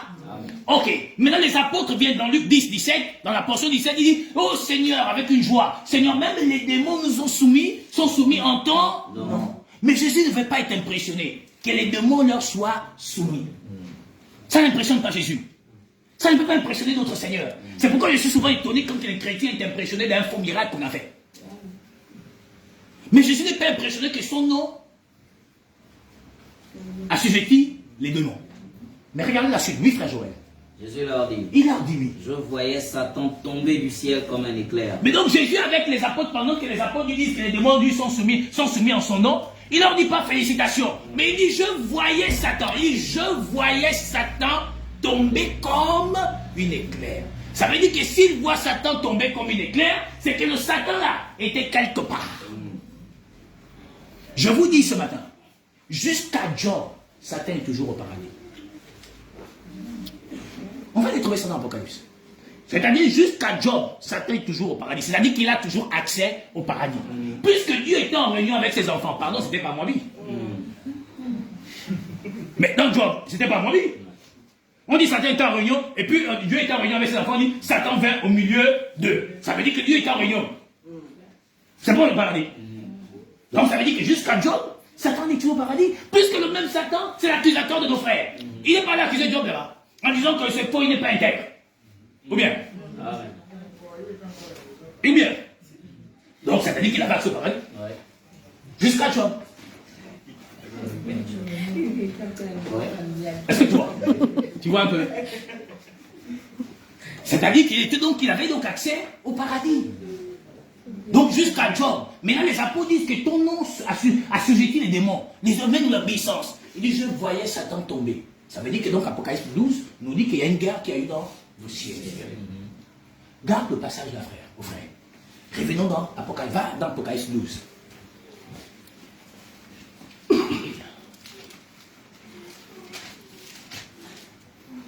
La portion, Apocalypse 12, la portion 7. Et il y eut une guerre dans le ciel. Michel et ses anges combattirent contre le dragon, et le dragon et ses anges combattirent. Mais ils ne furent pas les plus forts, et leur place ne fut plus trouvée dans le ciel. Donc, mais Jésus dit quoi? Je le voyais, puis Satan tombait du ciel comme un aiguille. Donc, pendant que les apôtres lui disent, Jésus dit, mais le gars, il est tombé. Comme il est tombé, vous avez maintenant le pouvoir de dominer sur lui. Mais la suite, c'est quoi, frère?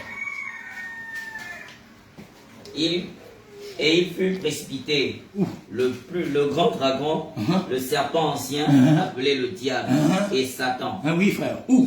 Celui qui séduit toute la terre, fut précipité sur la terre, et ses anges furent précipités avec lui. Et j'entendis dans le ciel une voix forte qui disait, maintenant le salut est arrivé, et la puissance, et le règne de notre Dieu, et l'autorité de son Christ, car il a été précipité l'accusateur de nos frères. Frère, il accusait les gens où? C'était pas auprès de Dieu. Parce que quand tu vas accuser quelqu'un, c'est auprès de quelqu'un. Ou bien? Donc ça veut dire quoi, frère? Donc jusqu'à Job, Satan a accès au ciel. Puisqu'il a dit à Dieu, Job là c'est un menteur. Je paraphrase. Parce qu'il dit à Dieu, c'est un menteur, c'est parce que ta main est sur lui. Donc il accuse Job devant Dieu. Donc la parole ici dit l'accusateur de nos frères. Donc c'est lui qui nous accusait n'est plus donc là-bas. Qui nous accuse alors? Personne. Donc qui peut encore nous accuser devant l'Éternel? Personne. Voyez-vous? Donc il est descendu. C'est la parole, il est descendu. Donc il a chassé. Le type a été chassé du paradis. Donc maintenant il est chassé. Dieu dit qu'il nous a donné le pouvoir sur quoi? On revient dans Luc. Luc, frère. Je continue. Oui, continue, frère. Voici, je vous ai donné le pouvoir de marcher sur les serpents et les scorpions, et sur toute la puissance de l'ennemi. Oui, frère. Et rien ne pourra vous nuire. Ça veut dire que donc rien ne peut nuire. Mais donc comment peut-on expliquer qu'un sorcier peut nuire à un chrétien? Du moment où Dieu dit qu'il a vu Satan tomber comme une éclair. 1. L'accusateur de nos frères ne peut plus nous accuser. 2. 3. Il dit, je te donne le pouvoir de marcher sur les serpents, sur les scorpions, sur toute la puissance de l'ennemi et rien ne pourra te nuire. Donc comment peut-on expliquer à un chrétien qui dit tous les jours, alléluia, Jésus est bon, il danse tous les jours, on lui dit encore que les sorciers retiennent son destin entre ses mains, sachant que le Seigneur a dit, rien ne peut te nuire. Est-ce que quand Dieu dit ici, autorité sur les serpents, sur les scorpions, sur toute la puissance de Satan, est-ce qu'il a dit moitié puissance de Satan? Non, il dit toute la puissance de Satan.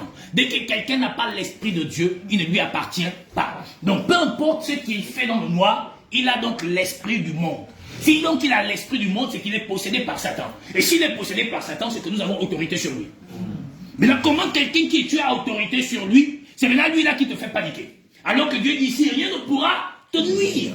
Ça veut dire que donc, le chrétien ne peut pas être ennuyé sur le plan mystique. Mais il peut être persécuté sur le plan charnel. Mais sur le plan spirituel, on va parler comme les Africains. Sur le plan du koun, c'est-à-dire la sorcellerie, on ne peut pas t'atteindre.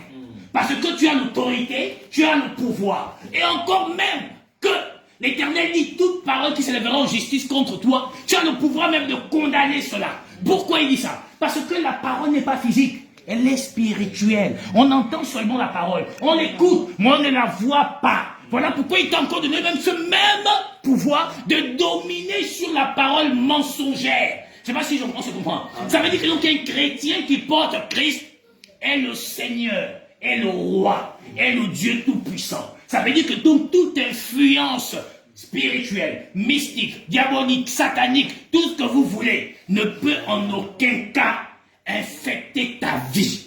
En aucun cas. Parce que Jésus a dit, rien ne peut te nuire. Rien ne peut te nuire. Rien.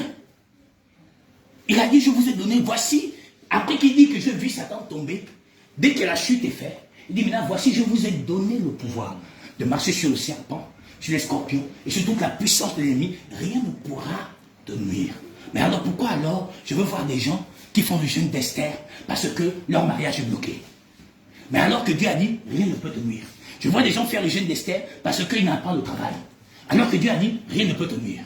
Je veux voir les gens qui vont se battre tous les jours, qui découpent, qui envoient le feu. Alors que Dieu a dit, rien ne peut te nuire. Mais la seule chose qui peut me nuire, encore que, c'est voulu par l'Éternel. Parce qu'il dit, il n'y a pas de l'or qui ne soit éprouvé par du feu. Mais il a dit que vous aurez des tribulations dans la chair. Ça veut dire que donc je pourrais être persécuté humainement, mais on ne pourrait pas me vaincre spirituellement. Même charnellement, frère, on ne peut pas me tuer. Tant que je n'ai pas accompli la mission pour laquelle j'ai été établi, il n'y a personne qui me ôtera la vie. Vous croyez qu'ils avaient toutes les fois, quand Jésus était là, ils avaient toutes les occasions pour le saisir. La parole dit, parce que son heure n'était pas encore arrivée. Vous voyez que donc ça ne dépendait pas des pharisiens, des scribes qui le pourchassaient, ça dépendait de l'heure à laquelle mon roi, l'Éternel, avait décidé du jour, de l'heure, de l'instant, de l'occasion, de la circonstance qu'il devait lui amener à la mort. Mais tant que cette heure, ni cette circonstance n'est pas encore accomplie ou arrivée, nul ne peut me ôter la vie. Donc vous voyez que donc l'ignorance nous a égarés. Vous voyez? Et c'est ça qui nous a tués spirituellement. Et donc, ce qui a fait quoi? Satan nous a pris comme des balles de ping-pong que l'on peut shooter à gauche et à droite. Et on a cru que donc les ténèbres, par Satan, ou bien les biais de la sorcellerie comme en Afrique, pouvaient donc décider du sort de Nzamba que je suis. Oh que non, mon cher. Pourquoi? Parce que je ne m'appelle plus Nzamba. Tu t'appelles comment? Je m'appelle Jésus-Christ. Pourquoi? Il dit parce que je suis un membre d'un corps céleste. Je ne suis plus donc lié à un sang et ni à la chair de quelqu'un, parce qu'il m'a dit à tous ceux qui l'ont reçu, à tous ceux qui croient en son nom, elle donne le pouvoir de devenir enfants, lesquels sont nés du sang, ni de la chair, ni de la volonté de l'homme. Donc je ne suis pas né du sang et de la chair de ma mère qui est décédée, je ne suis pas né de la chair et du sang de la volonté de mon père, je ne suis pas né donc d'un désir voulu, je suis né par la volonté de notre Seigneur. L'homme charnel était né par un désir voulu, mais l'homme qui vous prêche ce matin, et que chacun d'entre vous que vous n'êtes pas né d'un désir charnel voulu, mais vous êtes né d'une volonté céleste, parce que la parole dit à tous ceux qui l'ont reçu, elle te donne le pouvoir de devenir enfant de Dieu. Et si tu es enfant de Dieu, c'est que tu es co-héritier de Dieu, et co-héritier de Christ. Et si tu es co-héritier de Christ, tu es héritier de Dieu. Donc tu n'es plus donc un homme de cette nature charnelle, tu n'es plus un homme de ce temps, tu n'es plus une espèce humaine possédant nos péchés d'Adam et Ève, mais tu es un homme libéré de tout péché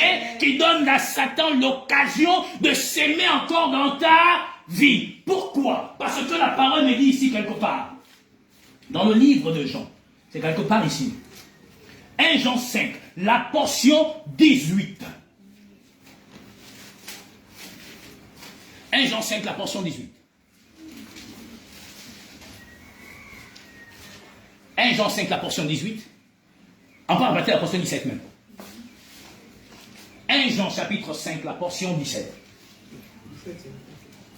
Toute iniquité est un péché. Donc toute iniquité est un péché. Mais est-ce qu'il y a l'iniquité dans les chrétiens, frère?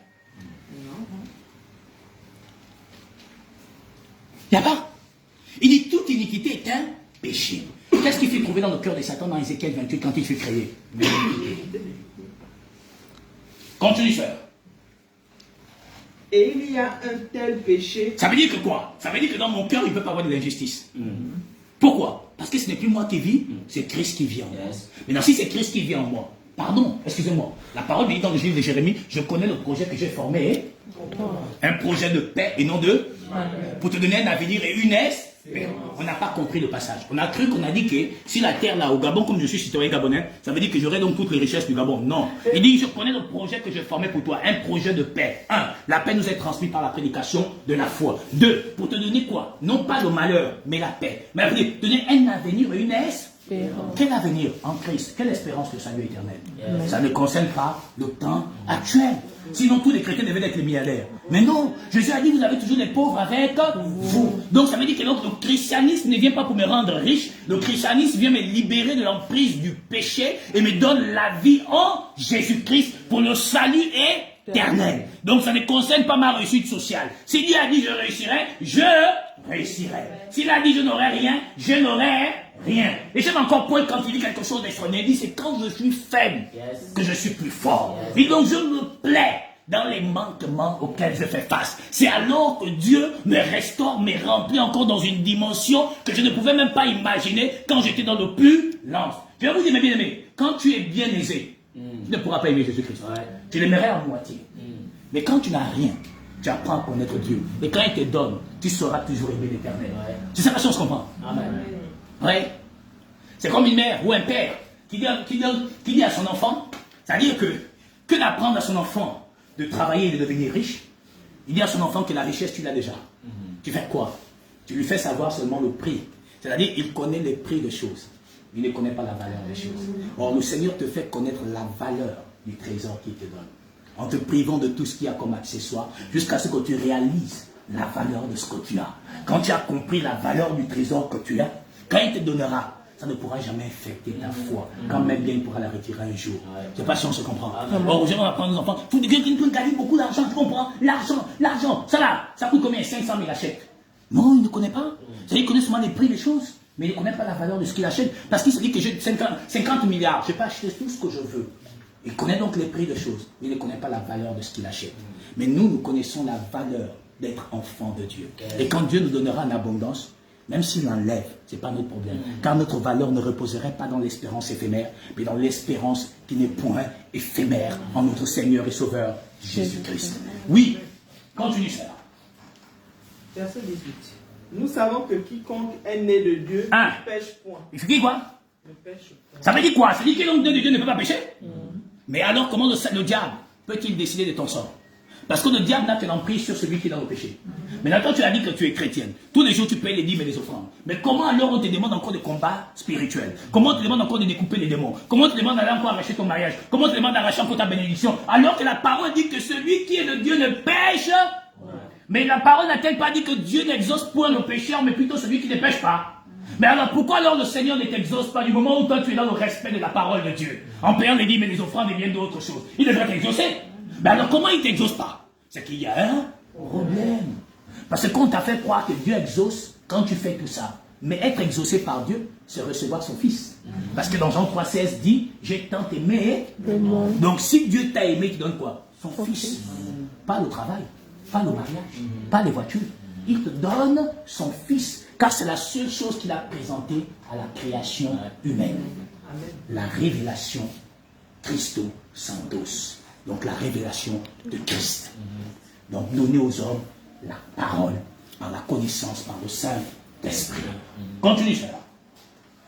Nous savons que quiconque est né de Dieu ne pêche point. Et là, pardon, je voudrais vous amener ce passage parce que vous allez comprendre ce qui est réel là-bas dedans. Oui, sœur. Et ça, nous savons que celui qui est de Dieu ne pêche.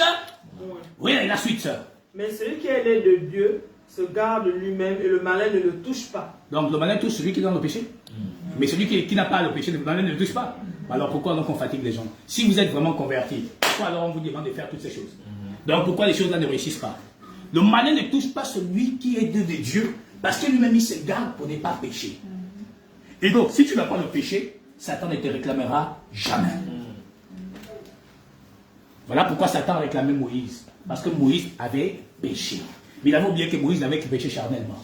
Il n'avait jamais péché spirituellement. Parce que le péché est la transgression de la loi. Moïse n'a jamais transgressé la loi. Il s'était seulement mis en colère. Donc Moïse n'avait pas péché spirituellement. Mais comme Satan est dans l'ignorance, il croyait que Moïse avait transgressé l'ordonnance de Dieu.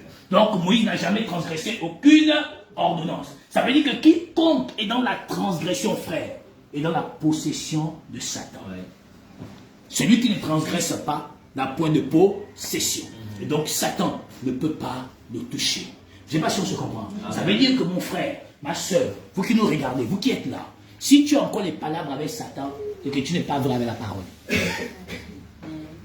Si tu es vrai Mon frère, marche ta vie. C'est Dieu qui permet tout ça. Le juif va dire c'est maintenant le moment, tu verras ce qu'il te donnera.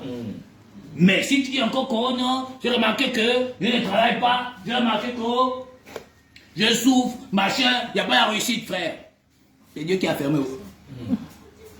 Ce n'est pas les sorciers. Maintenant, si tu vas attribuer la gloire aux sorciers, bébé, nous croyons que c'est Dieu qui permet toutes choses. Amen. Voilà. Nous savons que quiconque est né de Dieu ne pêche point. Mais celui qui est né de Dieu s'égare lui-même et le malin ne le touche pas. Nous savons aussi que le monde, et nous savons que nous sommes de Dieu et que le monde entier est sous la puissance. Non, nous on est de Dieu. Mais comment donc le royaume de Dieu est sous l'emprise maintenant de Satan? Regardez et remarquez. Mais on n'a pas toujours trouvé l'affaire où Dieu dit qu'il a lié Satan. Revenons dans Marc 23, 27.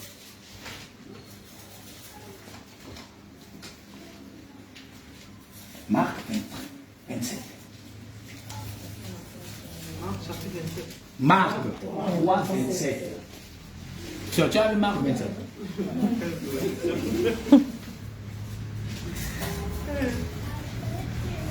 Personne ne peut entrer dans la maison d'un homme fort et piller ses biens. Donc personne ne peut entrer dans la maison d'un homme fort et piller ses biens. Ça veut dire que donc si Dieu dit ça, ça veut dire que le monsieur fort avait donc des biens.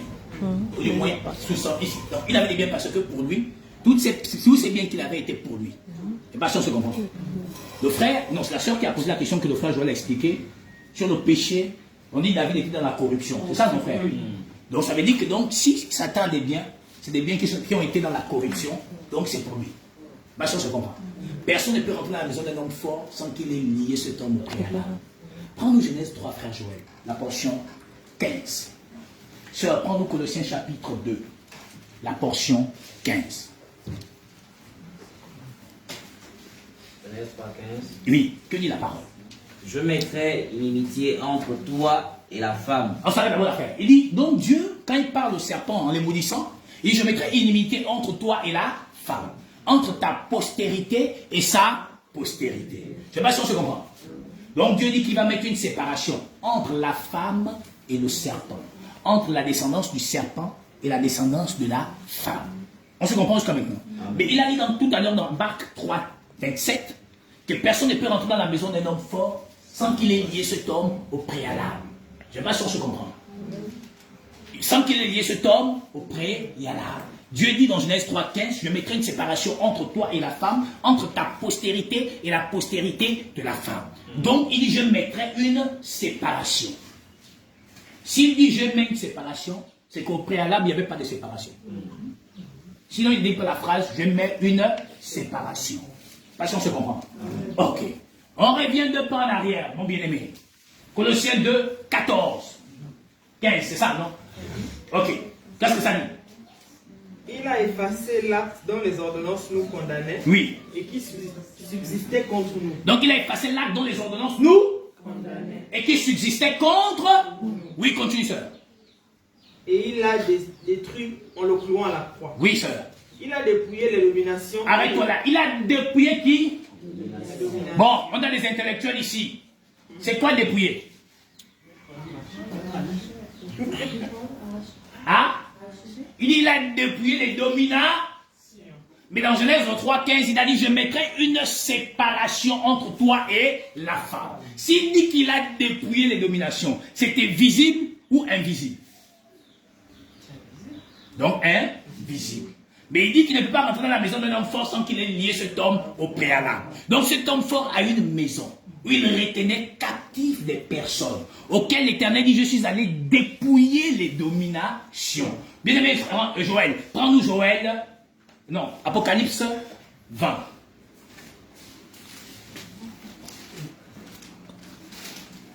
Est-ce qu'on se comprend? Amen. Il dit, il ne peut pas rentrer dans la maison d'un homme fort sans qu'il ait lié. Quelle est cette maison-là? Auquel l'Éternel dit qu'avant d'entrer dans la maison-là, il a d'abord lié l'homme-là. Et il a dépouillé l'homme-là. Oui, frère. Apocalypse 20, la portion 1. Puis je vis descendre du ciel un ange. Il voit donc descendre du ciel un ange. Oui, frère. Qui avait la clé de la Bible. La clé de la Bible. Et une grande chaîne dans sa main. Oh, frère, qui a la clé de la Bible? Satan ou c'est le Seigneur? C'est le Seigneur. Hein? Donc c'est le Seigneur. Il voit donc un ange descendre avec une chaîne et la clé de l'abîme. Il dit, je tiens la clé de la mort et du séjour des morts. On est d'accord? Ça veut dire que s'il parle que le séjour des morts a une clé, ça veut dire que donc c'était une maison. C'était un lieu où quelqu'un retenait des gens captifs. C'est pas sûr que je comprends. Ok, sœur, prends-nous rapidement Luc 1er, la portion 78. Je voudrais qu'on se comprenne bien. À partir de la portion 78. Oui. Tout en regardant Apocalypse 20. 78. Grâce aux entrailles de la miséricorde de Dieu, en vertu de laquelle le soleil levant nous a visités d'en haut. Oui. Pour éclairer ceux qui sont assis dans les ténèbres et dans l'ombre de la mort. Donc frère, donc ça veut dire qu'il y avait un peuple dans l'ombre de la mort. Si les gens sont assis dans une ombre, dans l'ombre de la mort, ça veut dire que donc c'est un séjour de mort. Ça veut dire que c'est une maison. C'est un endroit où les gens sont. Et il y a un homme fort qui retient ces hommes-là dans le séjour des morts. Je ne sais pas si on se comprend. Amen. On est d'accord jusqu'à maintenant? Amen. On est d'accord? Donc ça veut dire quoi? Il dit donc la lumière descendue là, c'est pour aller éclairer ceux qui sont assis dans les ténèbres. Donc le monde. Et il y avait donc des gens assis dans l'ombre de la mort. C'est-à-dire qu'ils n'étaient pas morts spirituellement, mais ils étaient dans l'ombre de cette mort-là. C'est-à-dire que la mort, c'est qui? La mort, c'est nos péchés. Et ils étaient donc dans cette ombre-là. C'est-à-dire que Satan croyait qu'ils étaient morts, mais ils n'étaient pas morts. C'est pas ça qu'on se comprend. Ils pensaient que ce peuple-là, qui était assis dans l'ombre de la mort, était mort, mais ils n'étaient pas morts. Pourquoi? Parce que ce sont les saints qui sont partis avec la foi en Dieu. Apocalypse 13, la portion de 10, tu peux dire frère. Apocalypse 13, 10. Oui frère.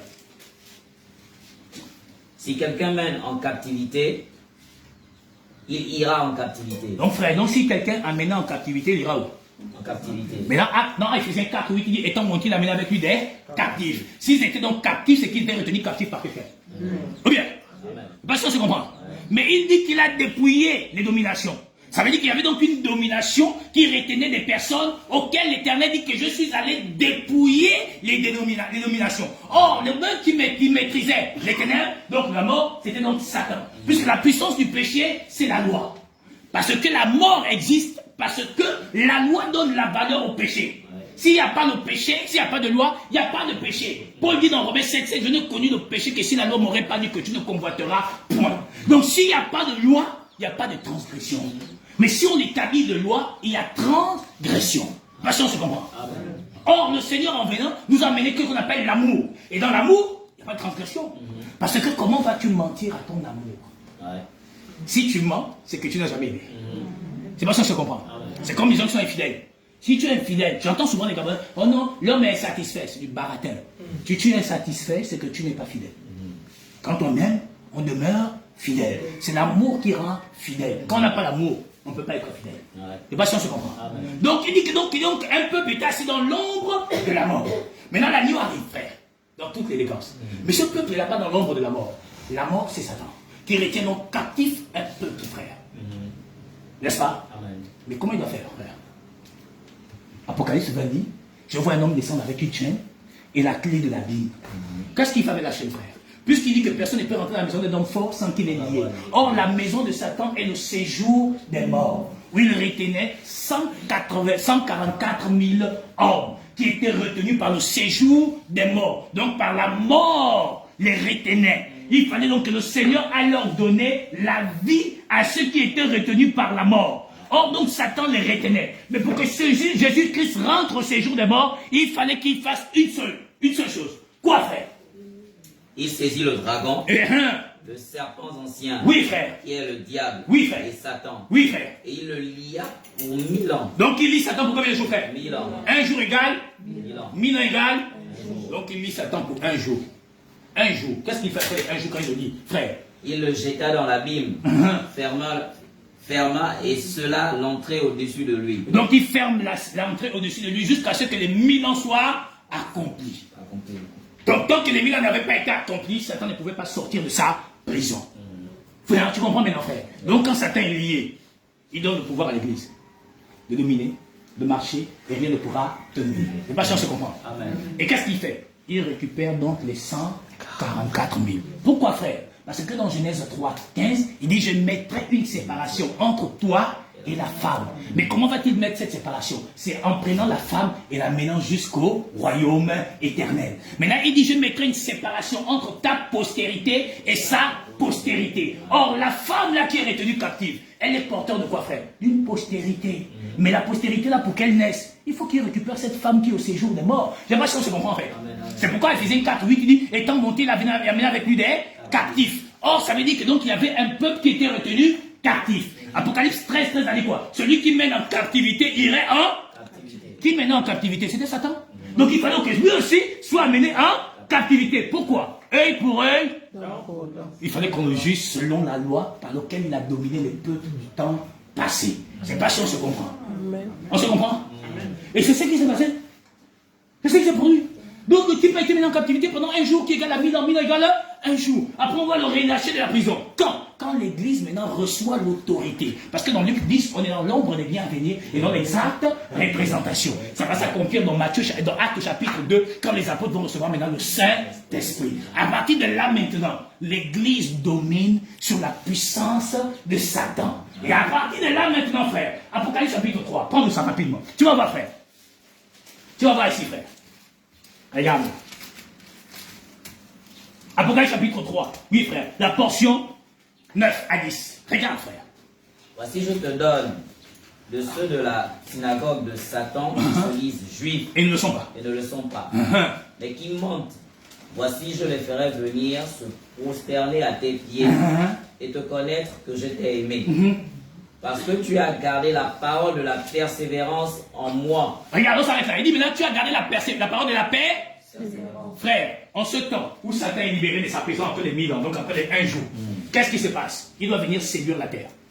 Mais le problème, c'est que l'épouse maintenant du Dieu vivant, qui est au début du 6e, qui est au 6e jour, donc au début du 7e jour, donc au début de la 6e, donc il est à la 6e heure, parce que là c'est la 6e église, donc le 6e jour. Parce que les 7 lettres aux églises d'Apocalypse, c'est le récit du cheminement des chrétiens pendant 7 jours. C'est pourquoi quand il fait le premier miracle des pains, ce n'est pas la référence, on met ça dans 7 corbeilles. Hein? Le second miracle, on met dans 12 corbeilles, ou l'inverse, n'est-ce pas? Les 12 corbeilles symbolisent les 12 tribus d'Israël qui vont recevoir la parole de Dieu au séjour des morts, quand il va aller prêcher aux captifs pendant 3 jours et 3 nuits. C'est pourquoi on a pris les pains, on a mis ça dans 12 corbeilles. Le second miracle des pains, on met ça dans 7 corbeilles. C'est le cheminement des chrétiens pendant les 7 jours avant le retour de l'agneau parfait, c'est-à-dire le sauveur du monde. Donc le premier jour, l'église de quoi?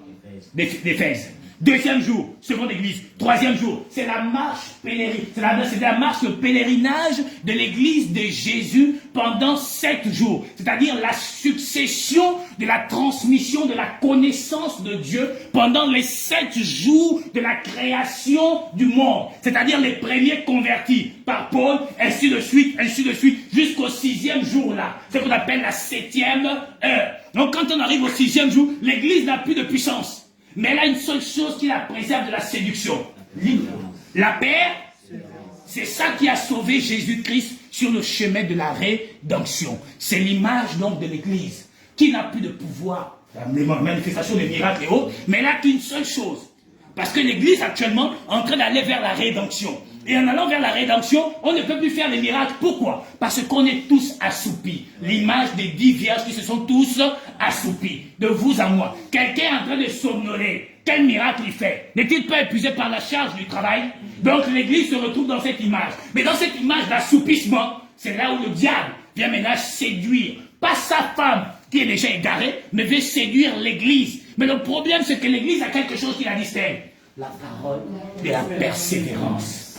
Pourquoi? Parce que Matthieu 24 a dit, la charité du plus grand nombre se refroidira. L'iniquité serait accrue. Donc l'injustice serait énorme. Même les chrétiens nés par l'esprit vivront l'injustice humaine. D'où Lamentation 3 dit, quand la justice humaine est violée, Dieu ne le voit-il pas? Elle est violée pour qui? Pour nous les chrétiens. Parce qu'on vit l'injustice. Mais Dieu dit, mais c'est la parole là qui doit te préserver. Pourquoi? Parce que tu es sur le chemin de la rédemption. D'où il dit, cette génération perverse et méchante demande un miracle. Il ne vous serait donné que celui de Jonas. De même que Jonas est dans 3 jours et 3 nuits, de même le Fils de l'homme fera 3 jours et 3 nuits. Il dit, mais quel miracle ferais-tu? Il dit, détruisez cet temple et en 3 jours je le relèverai.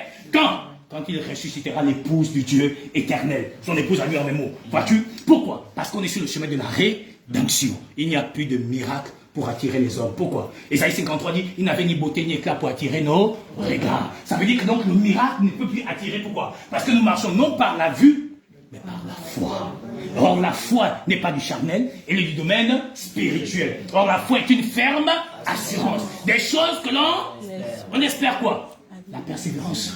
On espère quoi? On espère quoi? La charité. On espère quoi? La foi. On espère quoi? La sagesse. C'est ce que l'Église espère. Sur ce chemin de la rédemption, on marche. Plus de miracles. On marche, on persévère. En quoi? Dieu envoie quoi? Quand Jésus est sur le chemin de la rédemption, qu'est-ce qu'il fait? Il envoie un ange pour nous fortifier. Donc chaque jour que nous marchons dans ce chemin, Dieu établit toujours des anges pour venir nous secourir. Quand on veut faiblir, il te dit non, voici la parole de la persévérance. Tu te relèves et tu continues le chemin dans l'élégance voulue par notre Seigneur et Sauveur Jésus-Christ. Puisque Satan ne cherche pas à séduire sa femme, il veut séduire l'Église. Son problème, ce n'est pas les gens perdus. Son problème, c'est l'épouse du Dieu vivant. Donc, mes bien-aimés, je ne sais pas si on s'est compris. Amen. Vous voyez encore? Donc, le gars était lié pour 1000 ans. Et Dieu nous envoie le Saint-Esprit. Dès que le Saint-Esprit est descendu, il dit, bon, mon type, tu peux te libérer. Et quand il est libéré, il sent que, mince, j'ai raté mon coup. Puisque la goule a déjà son l'esprit de Dieu là-dedans. Je vais l'enseigner comment? Il ne peut pas. Il ne peut pas. Ça veut dire que quand il va venir te dire que non, pour que tu travailles, donne la Bible. Tu regardes du micro aussi. La Bible, ce sont les âmes. Tu donnes l'argent comment? Tu donnes l'argent pour ta santé. Tu dis, oh. Et il a dit à Paul que ma grâce suffit. Donc, ça suffit. Si lui a dit je vais mourir, parce qu'il veut mourir. S'il a dit je ne mourrai pas, je vais vivre avec ça, mon frère. Ma vie n'est pas là-bas.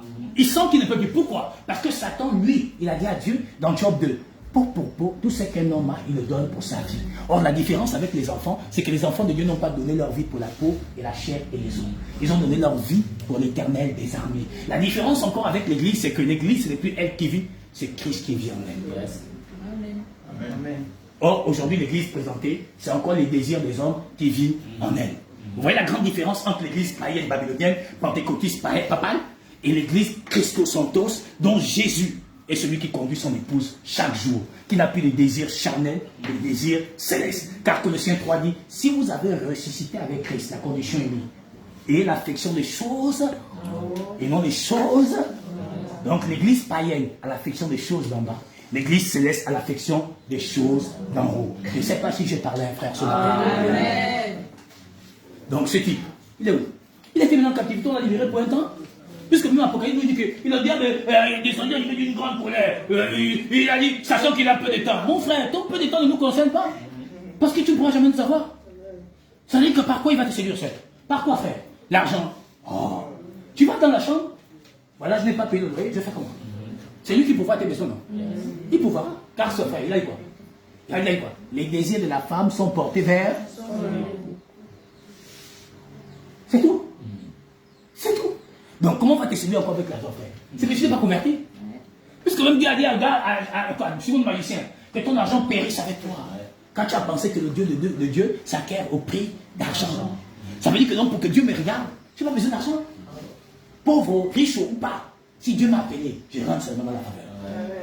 Bon, comment il dit comme ça qu'il a été demandé en captivité? Après, le roi l'a libéré pour quelques temps. Là. Il va un peu jongler à gauche, à droite. Mais il espère quand même séduire l'Église. Mais il ne pourra pas séduire l'Église. Maintenant, tous les jours, tu m'as oh, Satan, je sens, oh, il est rentré dans ma vie. Qui est rentré? Personne, c'est nos cœurs qui est bon. C'est le péché. Oh, Satan est en train de s'aimer. La ruse de Satan m'a atteint. Non, tu mens.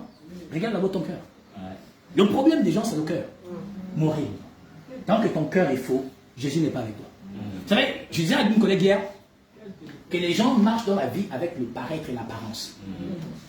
Or, l'apparence n'est pas une vérité. Je dis, Jésus nous a donné la faculté de lire entre les lignes. C'est-à-dire, c'est l'abondance du cœur que la bouche parle. Donc, si tu restes souvent comme ça, là, tu écoutes quelqu'un parler, tu sais qu'il est réellement. Tu n'as pas besoin que Jésus vienne en songe te parler. Parce qu'il y a beaucoup de chrétiens, en ce temps, qui veulent des songes.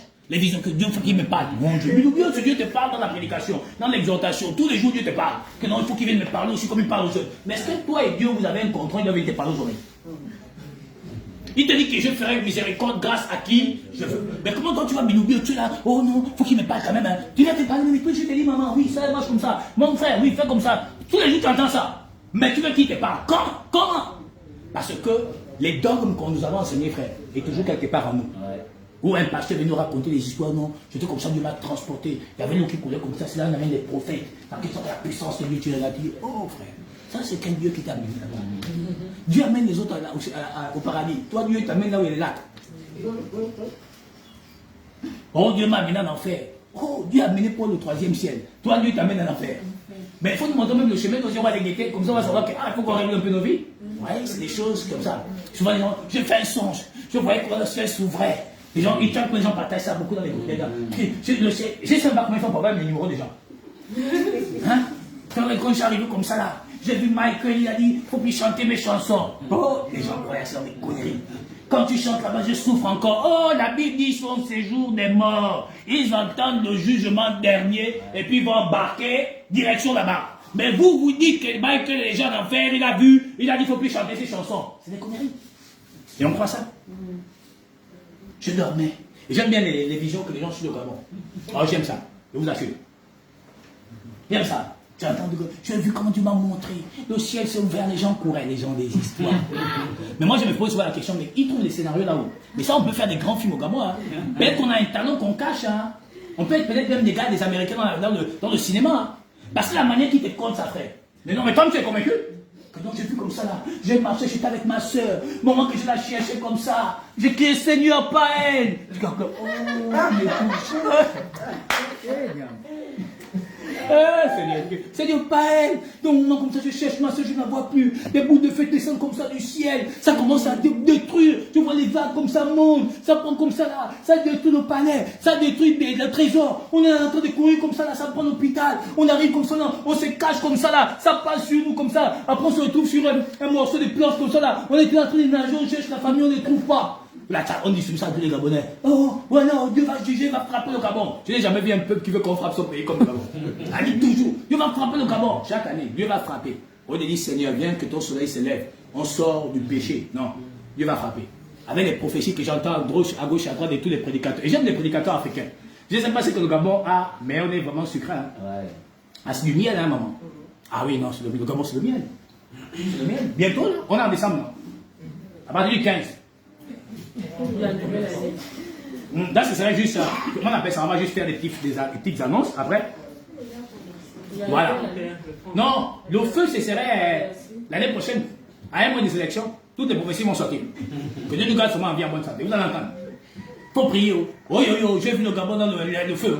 Ça me tue, quoi. Ça dit, Jésus n'a rien à faire, frère. Tous les jours, seulement le Gabon. Le Gabon. Mais il n'y a pas d'Ukraine là-bas qui est bombardée tous les jours. Le Gabon, le Gabon, le Gabon, le Gabon, le Gabon. Car. Et les Gabonais se disent que ça va arriver.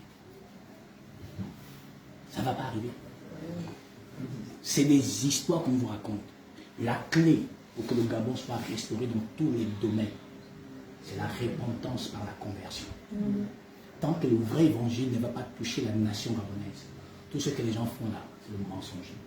Il faut que le cœur de cette nation revienne à Jésus-Christ, avec des vraies larmes de repentance, et produisons des fruits dignes d'une repentance sincère. C'est pas qu'aujourd'hui on dit Jésus, le soir on dit Chilonganga. On dit Jésus, on met les bateaux ou bien les pots de bananes sur les pieds des autres. Parce que le problème du Gabon, c'est d'abord le cœur du Gabonais. C'est un cœur mauvais. Il suffit de voir qu'on nomme un Gabonais. S'il est du sud, il embarque tout le sud. S'il est des machins, il embarque. C'est comme ça que nous sommes. Ça, c'est d'abord la vérité. Il suffit de voir quand quelqu'un a réussi dans la famille, il marche comme ça. Il était le dernier de la famille. Donc, le grand frère maintenant le petit frère. Non, mais j'ai décidé qu'on ne fait pas la réunion. Voilà. Le grand frère là, assis.